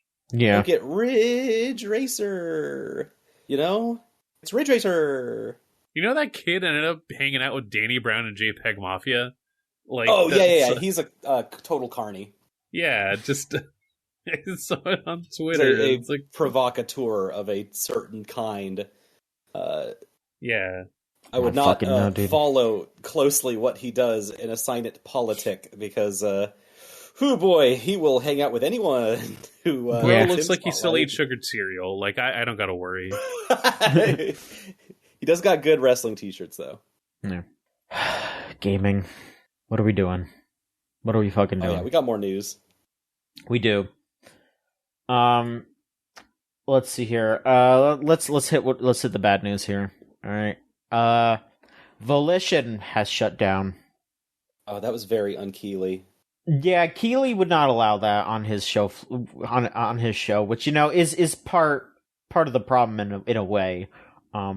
Sorry, being flippant. Volition shut down. They were like crushing it. Why? I mean, I would argue that they weren't fully, but they weren't like destitute either. Is the thing. No. So what has seemingly happened is, as the Embracer Group hoovered up a whole bunch of studios trying to be the new THQ, the new big dog. They apparently did this to try to look pretty for a big investment from Saudi Arabia. And then that investment did not happen. So then they were like, well, we don't have any money now. We have to shut down a bunch of studios. So they shut down Volition. They laid off a bunch of people from, fucking Gearbox. And they're probably going to do more. They're probably going to do more shuttering in the coming months. So, yeah, that new Saints Row and Agents of Mayhem did not do very well, but they didn't do, god-awful. I mean, how well would they have had to do to even keep them on? Because, I don't think there's any amount that they could have done. If they had gone total gangbusters and Saints Row, the remake, was this revolution in the whole franchise and series that everyone loved, I don't even know if that would help keep Volition up. Yeah, because the way that just wants to save money. Yeah, because they cut a bunch of people from Gearbox. Gearbox, Borderlands was doing great. Didn't they just put out that Tiny Tina game? I don't think that was as big as their other Borderlands games were, but I'm sure that was fairly successful. People are really into Borderlands still. Yeah, no, that's crazy, because it's such insanely bad business in a lot of ways, which we knew going in. That was the Embracer Group. That's in their name. They just hoover stuff up and don't care what happens after that. So yeah, it's the reality is hitting hard. That was their entire thing, was them just being yeah, we are the ones who grab you up. We are grabbing you up. We are going to make you all fucking all is one sort of thing. And then it was well, actually, no, we can't afford it. We needed someone else to help us do that. And just extremely arrogant and bad business for sure. Now, if you buy any Volition games, the money's just going to go to them, right? Isn't that how that kind of works? I guess. I mean, hold on to the IP. How that works. I don't know. I do not know how that works. Seems super shady. Yeah, I mean, the person who I have the most information from Volition, I guess, is Chip Cheesem, who was working for Volition when this went down. Like he got fired alongside the shutdown, or I guess laid off. Yeah. Which I mean, yeah, huge fucking bummer. That dude's a real talent. But he did start posting some stuff about behind the scenes stuff about how just all this stuff. He posted some stuff here on his co-host, just saying hey, yeah, there was a point where Deep Silver and Embracer, they're two different things, but just seeing the way that these games were marketed is so stupid. This is just hilarious. Just one of the trailers Deep Silver put together for Agents of Mayhem had David Hasselhoff as the narrator to drum up attention. Can you imagine his voice in your head? I can't. He doesn't have a distinctive voice. Anyway, Hasselhoff's he just goes, "I'm David Hasselhoff." Yeah. And then SpongeBob and Patrick say, "Hooray." Yeah. David Hasselhoff's VO rate differs based on whether or not you want to explicitly use his name. So if you say voiced by David Hasselhoff, it costs more. So Deep Silver paid for the cheaper VO package, which means they couldn't mention Hasselhoff by name for the trailer. So they spent a bunch of money for no benefit because nobody knows his voice on its own. That just tells you the kind of people who were running these businesses. This is, it's developers do not go out to make bad games. It was not Volition's fault that these games were not as good as they should have been. I haven't played Agents of Mayhem or the Saints Row reboot. I can't say how I feel about them, but Laurel, I really loved the Saints Row reboot. But the aspects that were disappointing about them, hey, probably not their idea. It really does seem like a good 90% of the time when there is something wrong with a game, it is because some dumbass in a suit who doesn't give a shit other than money go up. From everything I remember about the Saints Row reboot, it was evocative of that. You could feel it in the game, that there was all these creative little moments of heart in it, in spite of how much you could feel this very oppressive hand of higher up suits controlling how this game worked and what it looked like and what they liked and didn't like, just changing on a whim. So yeah, no, it's it sucks. It really sucks because this is a studio that should have tons of tenure and be able to live a long time, that I in a way grew up on, right? On seeing in magazines as this big success story, and then Red Faction and Descent, and all the Saints Rows, seeing how this whole story ends is just well, shit, if Volition can't do it, then I don't need to get too doomer about it, but we've got plenty of other things that are happening in the game space that are very productive and cool and progressive towards making good entertainment products, and there's just this one subsect, this corporate, you will get hoovered up by some Embracer group that holds everything because they have tons of money, and then that'll be the end of that. That's just how these stories end, I guess. It's just with a little weird gurgle.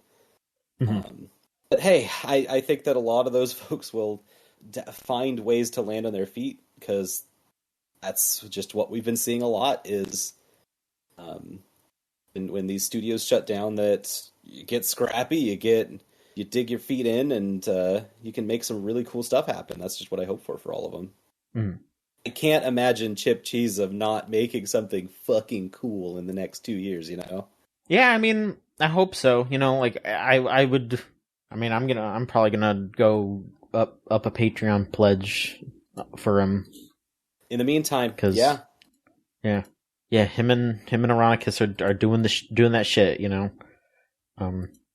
Kingdom Hearts LP is really good.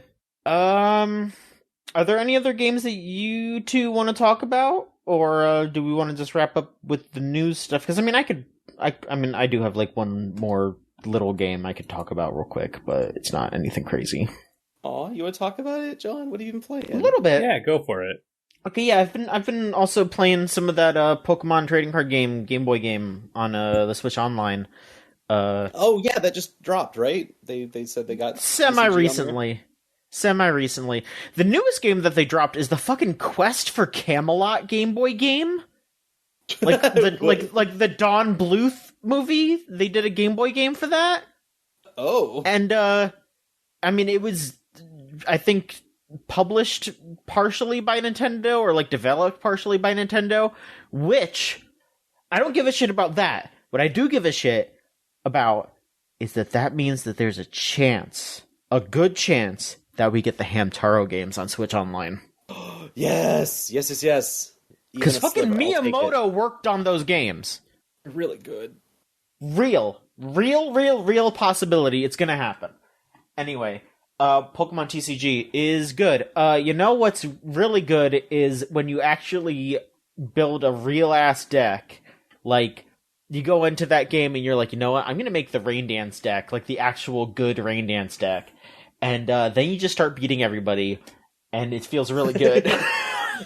You actually play to the meta, and it just devours this little children's Game Boy game.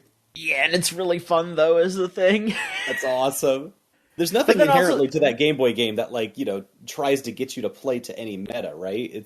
They have like opponents that they set you up with that might have like some stuff to their deck, but like, yeah, they don't like tell you in text. They like, have strategies. Here's how you can make a good deck. So they don't do that. They kind of just say like, okay, yeah, you're going up against this guy who's got the fire deck. You know, try making a water deck. Here's some cards. Here's some water energy. That's kind of what they do. But there are just decks that are just good that'll just win. Like the Rain Dance deck is gonna beat the Grass Gym leader. Not because like water is still strong against grass. Like no, like grass and electric can beat water, but it's more just my deck is super consistent, and so I can put out a Blastoise that does like 60 damage a turn on turn 3 because the deck is made that way, and you can't keep up with that shit even if you're doing like 2 times damage against me. That sort of thing. It's just, yeah, it's just fun to be able to break the game in that way. That rules. And it's cool because it is the first 3 sets. It is basic, jungle, and fossil. And I'm still hoping and praying that they do an official release of the sequel, the Great Rocket one. And if they don't, then I mean, there is a translation. There's a fan translation out there, so I might just hit that up. I don't know anything about this Great Rocket one. What sets are those? Let me look it up, because I mean, obviously it includes the Team Rocket one. I think it's like I remember the Team Rocket set with like fake Professor Oak and stuff in it, and but did it have like dark Pokemon in it?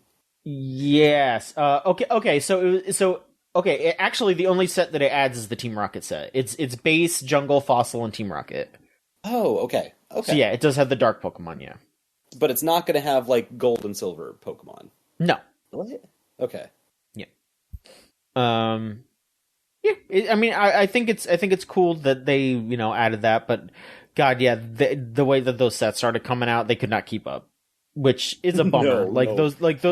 Those games are so cool, but there's no way they could keep up with it. Like that sucks so much. Like. There's so much about Pokemon that I love, and I love that they are able to make side games to kind of keep up with it here and there.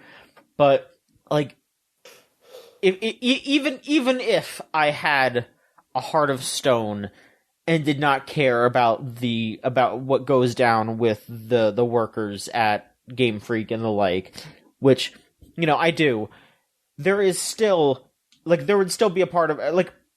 There is a heartless part of me that's still just like, man, I wish they would just slow down just so they could make these side games more, Like, God, I wish that we would just fucking relax on putting out all these games so fast. Like, give us an extra year or 2 with each generation so we could get another fucking Pokemon Pinball. Right, Please. exactly. Because it's like they made new Pokemon Snap, and that's great. But it's also just like, that game came out, and like a couple months later, there was another 100-something Pokemon that could have been in that game and aren't.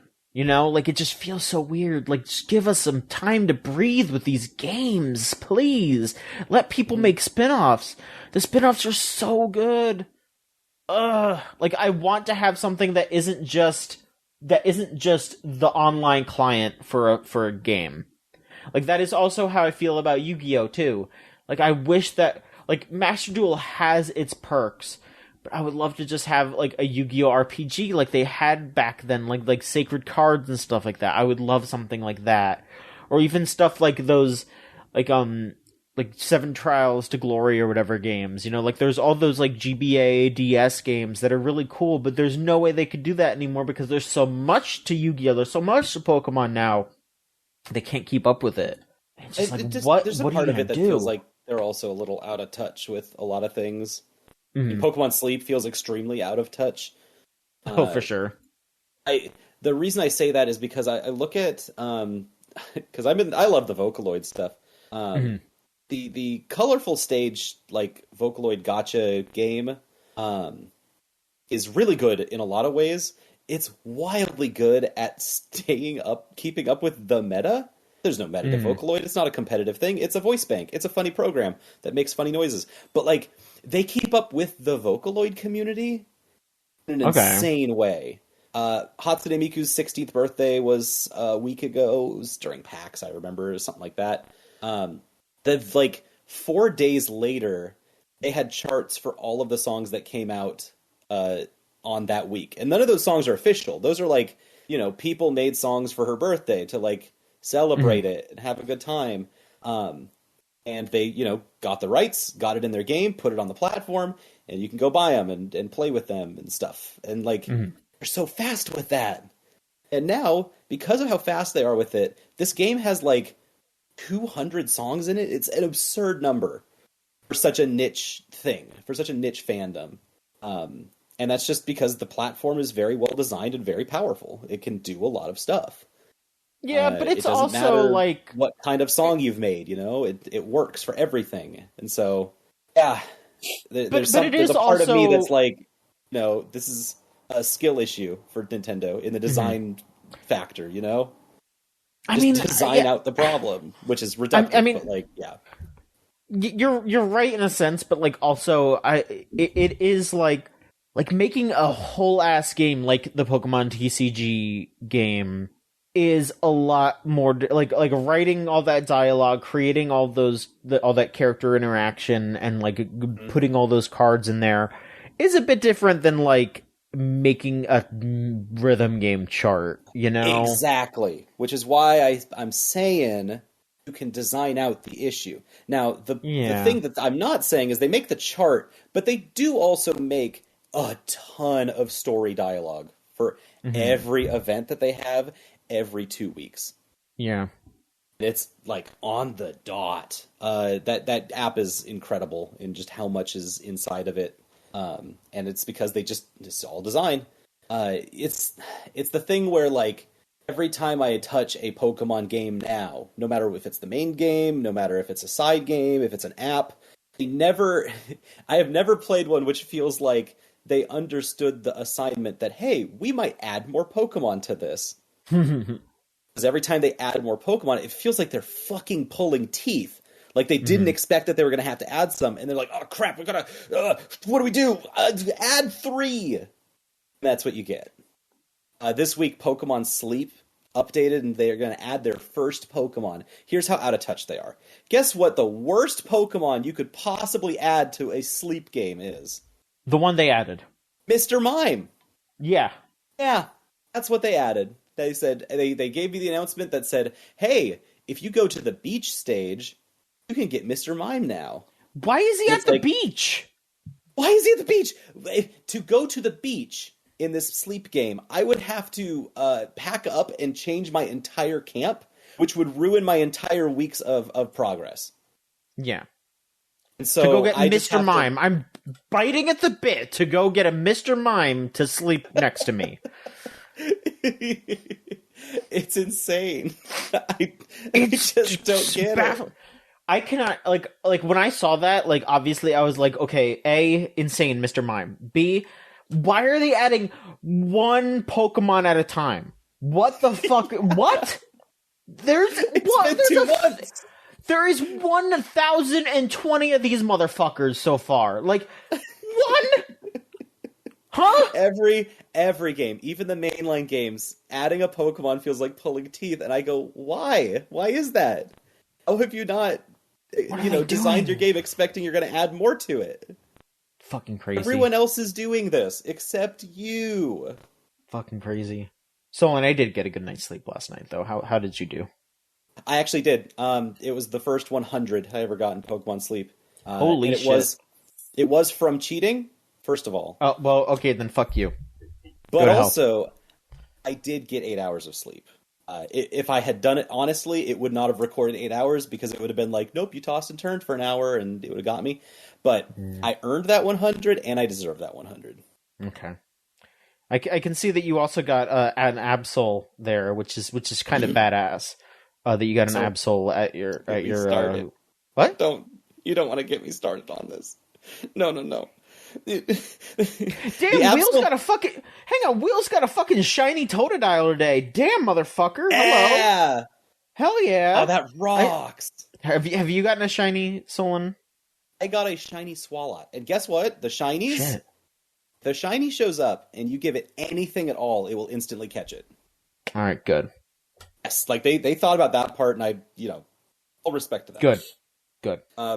I'm sorry to report that I did spend, not real money, but, like, specifically, like, 1,200 sleep credits or whatever on the shop specifically to catch the Absol, because that is, like, I don't the blame rarest Pokemon in the game right now. Absol whips ass. Absol's just a cool Pokemon. I don't blame you at all.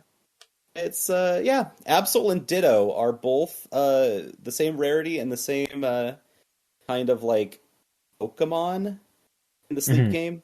They both give you a rare ingredient, and that's like their whole thing. Huh? And so that's how it works. That's how the design of it works. Sure. Absol gives you cocoa and is very, very cute. Mm-hmm. Ditto gives you oil, and it's very weird and gross and icky, but I love it. Ugh. Yeah. Ditto oil? Ditto oil! Ugh. I don't want... But I make some good Malasalda. What is that? The, like, fry cake food? Yeah, from Sun and Moon. Gen 7. That's you need oil to make fry food. Yeah, that's true. Maverick, how about you? What's your how's your Pokemon Sleep been doing? It's been shit. It's been fucking shit. I'm sorry. Yeah, no, being back at my fucking parents' place where I don't even have my own bed, my sleep was... I didn't even bother with the app, man. Yeah. I tried some nights and it was fine, but it's just like, fuck this. My Pokemon are all, like, tired immensely. I haven't given them anything. They're all pissed as hell at you right now. I'm like, it's not right. They are, but it's fine. I did manage to get to Ultra 1 on the beach. Hell yeah, there you go. Any Mr. Mime showing up? No, hell no. We'll see when I go to bed. Actually, no, we won't, because I got to reset. Yeah, no, it's the end of the week. This app is nuts. It makes me go insane that it is a 1 week long gacha that you have to spend the entire week getting the gacha set up. You got to get the Snorlax as big as possible in 1 week. So you're literally just playing this game all week for one gacha pull at the end of the week. That's what the whole game is. The gacha pull happens when you wake up. It's insane. But I do have I got the good sleep. I got the good sleep ticket. Yeah, all right. So I might just pop that. Good. Pop that. Week. It does actually make the game feel more fun to play. It's weird. That is like the only mechanic in the game that I would say works 100%. This game sucks. So Stupid ass game. It's so funny when you click on it, you like you tap on a Pokemon, and it gives you their like emotional state, and their emotional state is always like apoplectic. I'm lying because I can't even like use the I can't finish it tonight because I need to listen to the disintegration loops while I go to bed. You can't like do other apps while you can't. You can't do other apps. It's so it's insane. Pokemon Sleep is denying me from being able to celebrate 9/11. Maverick!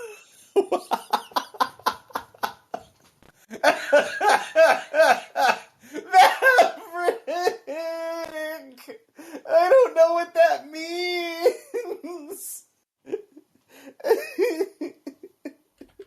Yeah. Honoring. I mean honoring. I'm going to the Seattle bodega. I will see you later. Mm-hmm. All right, let's wrap up this news here. The rest of this, I would say, all fits into stupid, but for different reasons. Various stupid.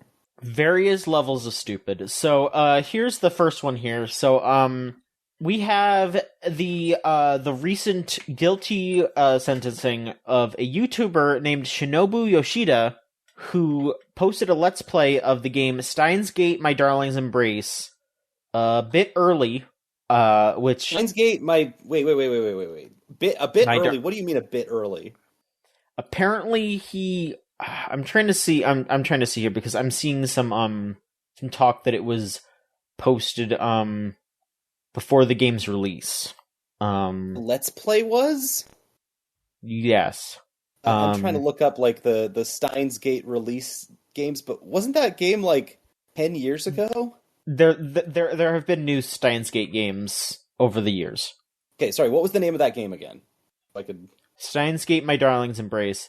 So, okay, I am seeing that it originally released in 2011, and then they did they did ports.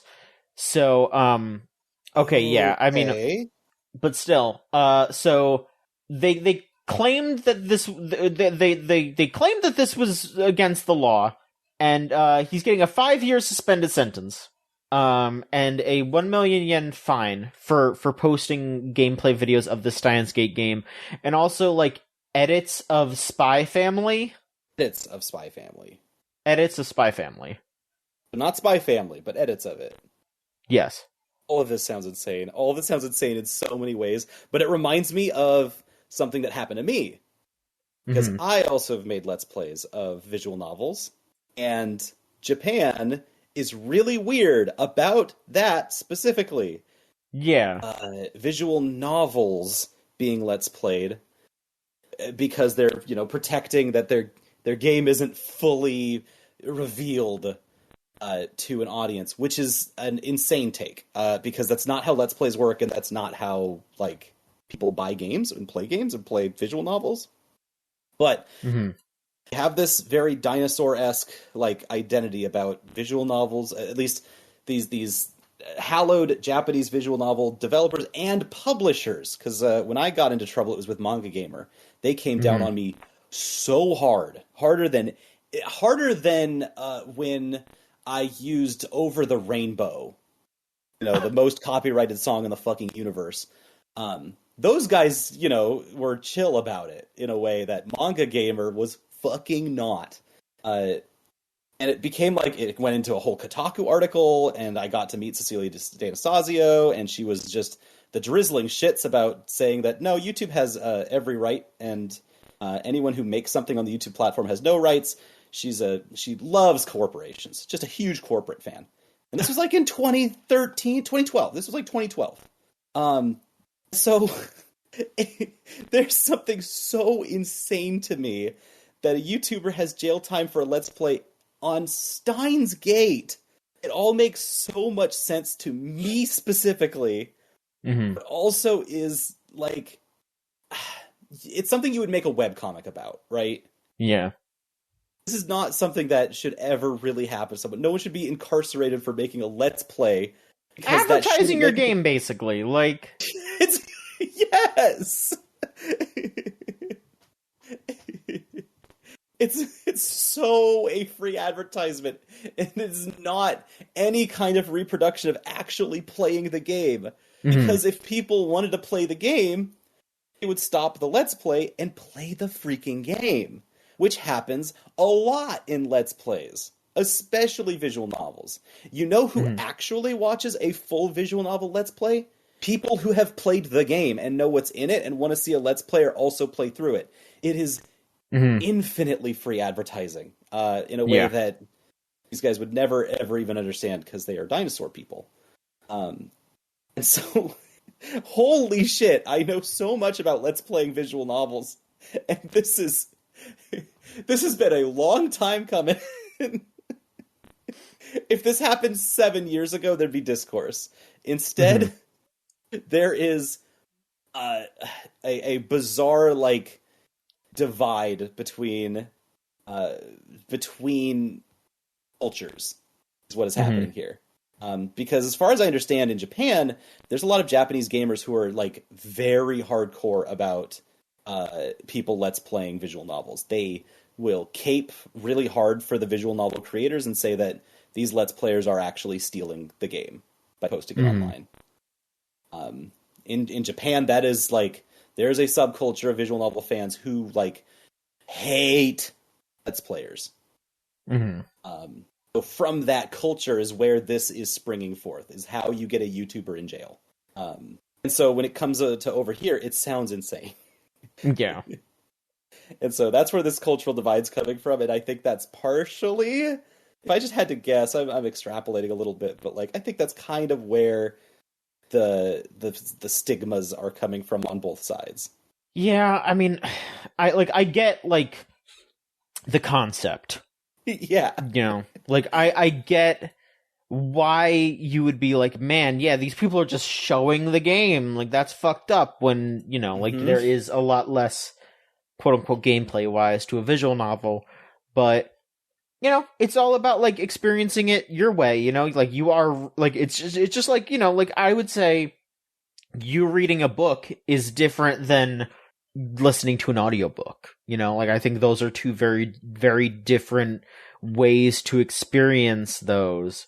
That's actually a pretty good metaphor, because what's actually happening is you're watching someone read a book, which is not like an audiobook. Yeah. You watching someone read a book is you watching them interact and seeing the book through their eyes and through their filter, which is not how an audiobook works. An audiobook is a performance of the book, right? Right. Let's Play is not that. A Let's Play filters that through the lens of a performer who is playing the game often for the first time, to see like what their reaction is to it, and that's different. I kind of want to watch. I kind of want to watch a Twitch stream now of someone just reading a book ass book, just like someone sitting there and just like reading Ulysses and just like, no way, dude! Oh, that's crazy. Okay. You gave the qualifier, because I was gonna say I've seen like, you know, Holly Holotones do Dracula, but no, if it's like silent reading. That's what I'm saying. Like, I want someone to just be like, I mean, I want them to have the text on the screen, but I don't want them to read it out loud. I want them to just be like sitting there on the screen. They just got their finger on the page. Like yeah, exactly. Like they have to somehow like indicate that this is the line that they are reading, but they don't read it out loud. Like I don't want them to perform the book. I want them to just read the book. Like I want them to react to the book. You know, that's what I want. Basically, we're getting to more Shu reads the Bible. Yeah, you know what? Maybe I am. Because that is one of the most powerful videos that's ever been made, and it is also very scary. And it's 3 days, 11 hours, it's 6 3 minutes, days 42. long. It is the entire fucking Bible. This is the biblical episode for some reason. What's going on? Speaking of biblical, folks, yeah, something has been cleared up for seemingly the final time. Those of you who have played SMT3, you may be aware of the song Force Battle, which is the one when you're fighting like a mid boss kinda, and it sounds cool as hell, and it's got that weird like warbly voice in the background saying shit. And for the longest time, people thought one of the lyrics was "One more God rejected," which was a really baller phrase that I really liked. But a YouTuber named LaRue made an argument that no, all this time, it's not "One more God rejected." It is actually "War broke out in heaven." And apparently, once all those songs got put up on Spotify, they got the official lyrics, and it has been officially confirmed through Spotify that it is War Broke Out in Heaven, not One More Got Rejected. Which that's wildly different, but also makes more sense to SMT. Yeah, I mean, it's a little like it's a little bit of a bummer because One More God Rejected is a pretty baller phrase, but also like War Broke Out in Heaven is very like it's SMT. It is like very straight and to the point, and it is also actually a Bible verse like that is from Revelations, talking about the battle between the angels and Lucifer. So. Which again also very much fits with SMT3 because it is very much about Lucifer in that game. It's just interesting that finally got cleared up, but very funny that was something that and the crazy thing is that like there are official like Atlas branded items that say One More God Rejected on them. So I don't know. It's weird. Like maybe someday in the future there will be another release of this song that says, "Oh no, it is One More Got Rejected." Like who fucking knows? They're just gonna switch between it over and over. Who fucking knows? That's such a little thing, but it sounds so cool. Yeah, it is very much this like fandom argument. But I just thought it was lasted the longest time. I love that. No, that's some good SMT lore. I just wanted to bring it up because I don't think anyone else would. Like, it's just... Oh, yeah. Oh, and I am scrolling down this this Twitter thread, and people are saying that those lyrics are still wrong because the first lyric is written as "I am the bug inside you," but people are saying that the lyric should be "I am the Lord and Savior." So. Wow. It's not. It'll never end. It will never end. I gotta change my One More God Rejected tattoo now. I don't know what to do. Yeah. We'll fucking see. It's not from SMT3 anymore. I don't know what it's from. It's not. Why is it on my body? I guess it's just from online, I guess. I don't know. Oh, God. I just got fan discourse tattooed on my body now. What am I gonna do? And to round this off, perhaps the stupidest possible news. And also, like... The stupidest for last, huh? Yeah. Roblox has announced... What? That they want... Yeah, I know. Great start of a two-sentence. Roblox has announced that they want to implement dating into their platform. Like dating mechanics in Roblox? They want to have a dating app built into it. They want people... Wait, what? They want to have some form of verification that you were above 17, and then they said that once you do that, you will be able to have dating experiences in Roblox. Now listen, in Roblox, you can already, simulate having a family. You can already simulate... Well, I'm just going to go on Roblox right now real quick. Roblox.com. Oh, thank you, Maverick. Please, I need some grounded Roblox coverage. I don't know anything about this game. I territory. I saw that screenshot that was just like getting the shit kicked out of you simulator or whatever. Like it's just like you're like laying on the ground and other Roblox people are just like kicking you while you're down. Like that is the simulator. Yeah, family, adopt a baby, family paradise, adopt a baby in Paradise Island. What if I put Okay, cool. No results found for stripper. We're having a solid base foundation. Nightlife. The night shift experience. Family, club life RP, blocks life RP. The night office experience. Yeah, all these. Dude, I don't want to fucking stay late. Oh, row meet, talk to strangers, Lifetopia. Friend hangout, hang out with a Neko girl. Look for friends. Breaker of games. AI girlfriend, Dream Island. Love Simulator, like that. We are not want for options here in the wonderful world of. Oh man, I mention it any time that this goddamn game comes up. Like I grew up with Roblox to an extent. Mm-hmm. Okay. Like I was playing it back in 2006. Oh yeah! Wow. Okay. Yeah. So the form that it is in now. is surreal to me. And they never let me get my old account back. I'm still bitter about that because they said they couldn't verify that I was like me. And it's like, who else is going to take... I am reaching out to ask about this one account that hasn't had any updates since like 2012. Who else? Who's trying to steal this shit? I want to know. Who's trying to steal this shit? It's connected to a dead email. It's connected to a dead Hotmail account. Like, come on. Crazy. Yeah, so anyway, I hope the dating goes horrible, and I hope that this implodes in their face and Roblox finally gets to shut down. But when I think of Roblox, I think of children, and I don't think of an adult dating experience unless it's a very specific thing going on in Roblox that I don't want to talk about. That sounds really weird and sketchy and gross. Again, this can only lead to ruin.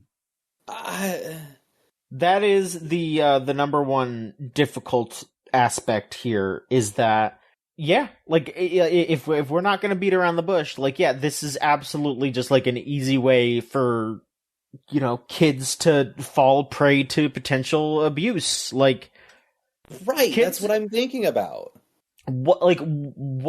How are they going to do this verification thing?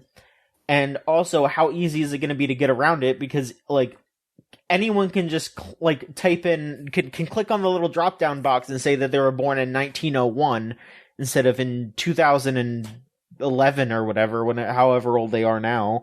Do you know how many websites just ask, "Hey, are you 18 years old? Yes or no?" Yeah. Yes or and no. then that is the only kind of verification check they will do. Yeah. Yeah. And yeah, that is 100% just a super easy way for that shit to go down. I don't know if it was a joke, so please don't. I saw some people being like, "Oh, there was some Roblox creator got fucking arrested at the Roblox event. He showed up at this event where they announced this, and got arrested because he was he had a warrant out for fucking sexual abuse of a minor." Wow. Yeah, that makes sense. I don't know if that was just someone trying to make a funny and claiming that happened, but I saw a post about it. I'm just this is still the kind of shit that is the kind of shit, if that is not true, at the very least, that is the kind of shit that this sets up. And I don't want to be one of those people who's oh my god, think of the children should not be allowed online. I grew up online. I mean, I don't know if I would recommend it for people, honestly, also. That was probably not the thing that should have happened to me. But kids should be allowed to have their own spaces online. Kids should be allowed to interact with other kids online. Kids should be allowed to form friendships with other kids online. Kids should be allowed to have stupid little romances where they have their own little e-dating and... You should be able to date a Neko girl in Roblox. I was gonna say, the other thing I specifically remember during my, young experience with Roblox was that I did end up meeting, a couple that were, very much in that, honeymoon phase of meeting somebody else and experiencing what it is to like somebody. They were two separate Naruto role players, and they had their own little Naruto obby and everything. Oh my god, it was yeah, no, there's something so sincere to that, and again, it comes back to what I had mentioned earlier about just the codification of everything needing to be content, quote unquote, where what is any dating app experience nowadays if not just having to sell yourself in the most deliberate way possible. And for some people it works out, and for others it is just a system that is inherently busted, and it's awful that it's now become the norm. I've seen this list of all of the things that are in that this Roblox CEO is trying to put into the game. This is the direction that Roblox is going over the next couple years. And there's no part of it do I think that the Roblox CEO has ever thought of children. And I think this is the point in case number one, but also the way that Roblox is from anyone that I've ever talked to about it in the games industry, there's so many people who are like, in professorships, people who are in power in schools teaching people how games work and how the games industry works, that lionize Roblox. Like they say this is the platform of the future and that you should be developing on Roblox. I've had that been told to me by like people that I considered my, mentors. And every time I've heard Roblox talked about by adults, I've never heard of them thinking about the children, not a single time. Not once. Yeah. They only look at Roblox as a product that has a massive client base and how they can extract resources, time, and wealth from that base. It has people who were young at one point, and then, have been able to grow into another subsect that can then be monetized and taken care of. But yeah, ultimately that means that the younger user base, is not taken into account. It is weirdly enough a very, like, we solidify this as like some weird Gen Z thing, but it is very much like a late millennial cusp kind of a thing. Yeah, no, it's been around a long time, and there's a lot of folks that there's a part that I understand that's like, yeah, people who are like over 18, they played Roblox back in the day, and they might. Again, for me, it's like, this was the charm of like, not having Legoland, but still having something that if I genuinely wanted to figure it out, could have been a way for me to understand physics mechanics, could have been a way for me to understand just being around the internet at a young age. Like, this is through Roblox was like maybe the closest I had ever gotten to having some sort of a parasocial relationship with a content creator. This in the context here of like, wow, I'm getting to hang out with a guy that makes like videos of like YouTube poop, but which Roblox on Fraps. yeah. And that is like the most I ever needed to feel like, I made it. You're part of something. I was part of something. And then I just had middle school and high school to be normal for a bit. But now it's Maverick, not that. This is coming out. Are you going to sign up for the dating app? Hell no. Hell no. Right, because you're a fucking adult. Because I'm an adult. You can go to and again, this is no shade against the dating site. No shade to the various people I know who have fucked around on Roblox, but it's like, right. The joke is that you kind of know, like, oh, we are very much like, you are the teenagers hanging out at the kids' playground, and that is the space you need to occupy. You recognize that there is an inherent humor to, proverbially riding the spring ride that like could easily tip over as soon as you like give it some weight. Yeah. Yep. I want to make the merry-go-round, the tilt-a-whirl thingy. I want it to go as fast as possible. And now that I'm an adult, I can move that thing so freaking fast. You're climbing past the monkey bars, but you're tall enough that you can just do the hands and walk through it. Yeah, that is what it's like to play a Roblox as an adult. But at no point should you feel like that is your adult playground. It works when you are the adult sitting in a kindergarten class. It should not be adult kindergarten. We need to avoid that. We need to avoid that. Fun when it's Billy Madison. Bad when it's Instagram. Just be a kid again for a day classes. You get old and you die. Accept that. Yeah. All right. Well, I guess we could wrap this up with some quick questions, and then we can go our merry ways. If you want to send a question, go to gamesline.tumblr.com/ask. You'll sound like this. Both of these are about Pokemon Sleep. Of course! This is it's so in my brain.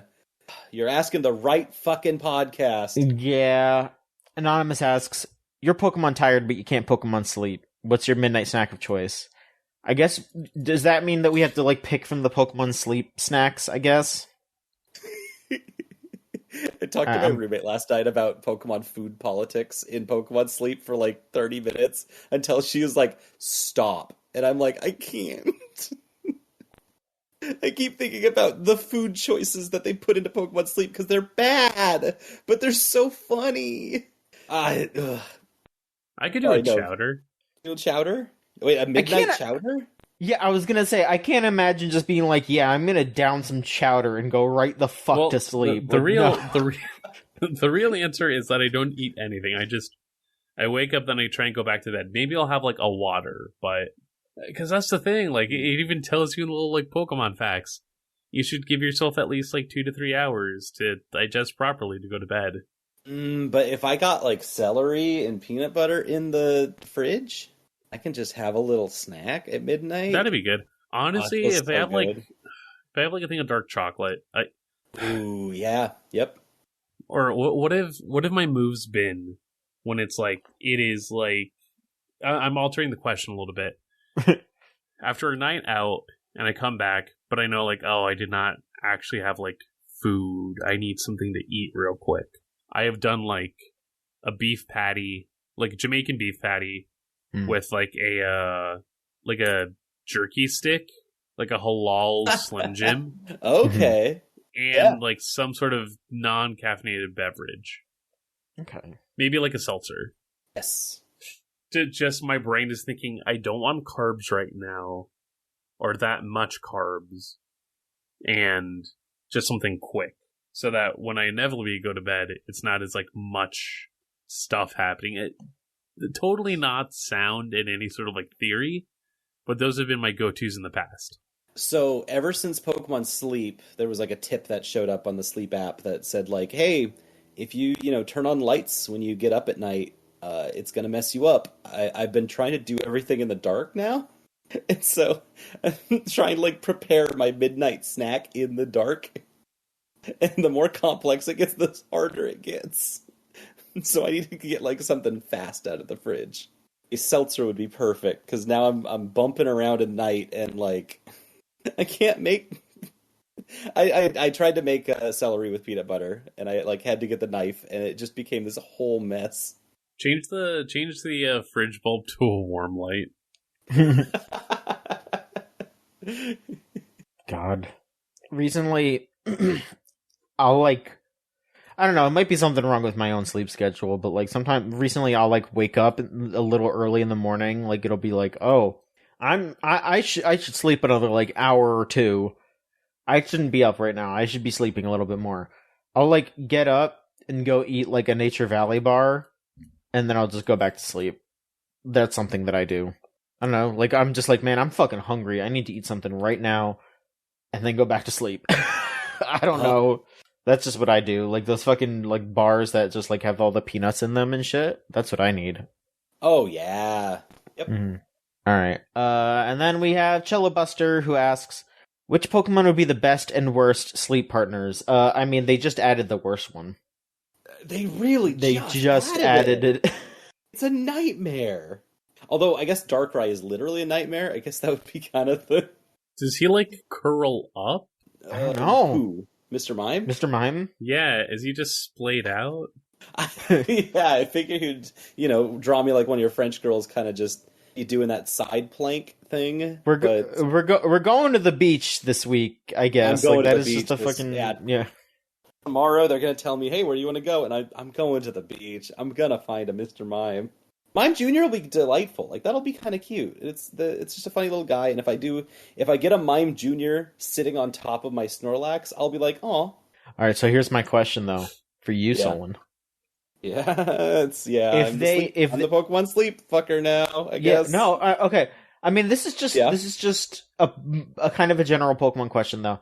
Would your opinion change if it was a Mr. Rhyme? Because Mr. Rhyme's kind of adorable. If Mr. Rhyme did a little tap dance on top of Snorlax while asleep, oh fuck, I would lose my shit. That would be so funny. Because I bet he has to keep tap dancing during sleep, right? That's the whole thing. Oh my god. Is Mr. Rhyme? No, Mr. Rhyme does not evolve from Mr. Mime. It's a separate Pokemon, right? No, So Mr. Rhyme only evolves from Galarian Mr. Mime, which are the like ice type ones. Right. Okay, so I can't actually get one. So not these ones. Yeah. They're gonna have to add another Mr. Mime in the future. They can't do it. They literally, I don't think this app can even handle version types. But they should, It's because so I love bad. Mr. Rhyme. I would be happy. Like, oh my god, like imagine if they gave Mr. Rhyme like a chair and he was just like a grandpa, like in a rocking chair sleeping. That would be so cute. Yep. That's what I want. Yep. But they're That'd be not so going to good. give us that. They might. Pokemon Sleep. What are we doing? Mr. Mime might have some funny like sleep poses where he's miming. I guess, poses. I don't mean, you know, Hmm. we'll find out, I guess. One of us will. I've thought about this too much now. You know who the best sleep partner is that's not in this game because this game is so 151 pilled? Yeah. Who? Osharna. I The feel like that's dream like Pokemon? endgame. That's like endgame. That's like, Yeah. I don't know. I don't know if that's something they could even like implement without the game just breaking right there. The dopey professor should have a Musharna. Like, how are you Yeah. doing sleep research without a Musharna? That's true. Well, they already did that for like Gen 5 when they introduced Yeah. Dream Musharna, World yeah. or whatever. Yeah. Dream World app. That was a cool thing. I like that. It was. And you know, Had, I'm like, actually gonna. You could upload your Pokemon into a web browser. I thought that was the neatest thing in the world Yeah. at the time. You know, I'm gonna push back at something that you said. You know how you said, "Oh, Darkrai would be the worst." Now, listen. If Darkrai's your buddy, then you don't gotta worry about nightmares because then he just won't do it to you. Really? Is that how that works? You would think. I didn't at know least. that. I didn't know Darkrai could be like, you know, I don't know how Darkrai works as a Pokemon. I guess I couldn't conceive it having compassion for humans. So if it can, then you know what? That would kind of be sick. Yeah.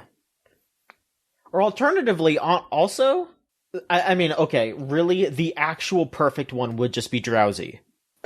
Is Because Drowsy in this Drowsy, game? I don't think so. I don't think so. so. Again, what are you doing? What are they doing? Which, like, maybe that is just something like, oh, we can't do that because then it would eat your dreams. And it's like, but what if it's my Gastly's buddy? in there. Yeah, Ghastly is fucking Dream Eater too. Gastly's prominent in this game. They're great. They're Yeah. great Pokemon to have in Pokemon Sleep. That's what I'm saying. Drowsy could be there, could be your buddy. Make sure you don't have any nightmares. I love that. No, thank you. This is great, John. What are we doing? What's the worst? What's the worst sleep partner? The worst? I mean, other than a Darkrai who hates you. Yeah. Because then that's Just like- 100 years nightmare forever. what's just like inherently the worst? Like just form and function. If this Pokemon's sleeping next to you, there's a problem. I mean, you know, there's always this like big ass Pokemon like dude, I mean, I'm not getting any sleep with when I've got a Steelix with me, you know, like that motherfucker. If that dude like tosses and turns a little bit, there goes my house. There goes thinking me. about like Slugma, like that. You can't sleep, you know, On fire Bed's next on to you. Yeah. Here, it's magma.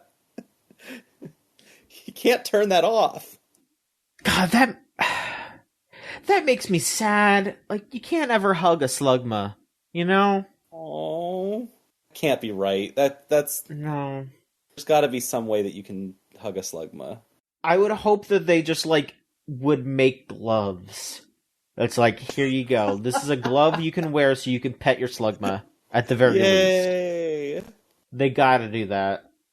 The of glove for Slugma. Yeah. I mean, we're just talking about Mr. Rhyme, but like an ice-type Pokemon, or you know, like any Pokemon that would be like, oh, I need like a specific temperature, because if that temperature doesn't line up with the temperature that you sleep at, then you're fucked. You could balance it out with a hotter Pokemon on the other side. Okay, but then it's just like, what if that like irritates the other one? You know, like it's like, oh yeah, I got my fucking Flareon and Glaceon dual wielding. Yeah, they're on But it's- opposite sides of the bed, you know. I don't corners know. Of it. I mean, I hope that they like. I hope they don't like hurt each other doing that shit. I don't know. Pokemon Sleep is one of the coolest apps from an idea standpoint, and in execution, it's miserable. But the idea of it is so good. Mm-hmm. It's so potent. Sleep is one of the most important human functions of life, and to add Pokemon into it is just like delightful and cute and fun. And there's so much you can do with that. And this app even the professor that just has like 2 animation sprites and that's his whole being, who has nothing of value to say to you ever except great job, keep rolling gotcha, is insane.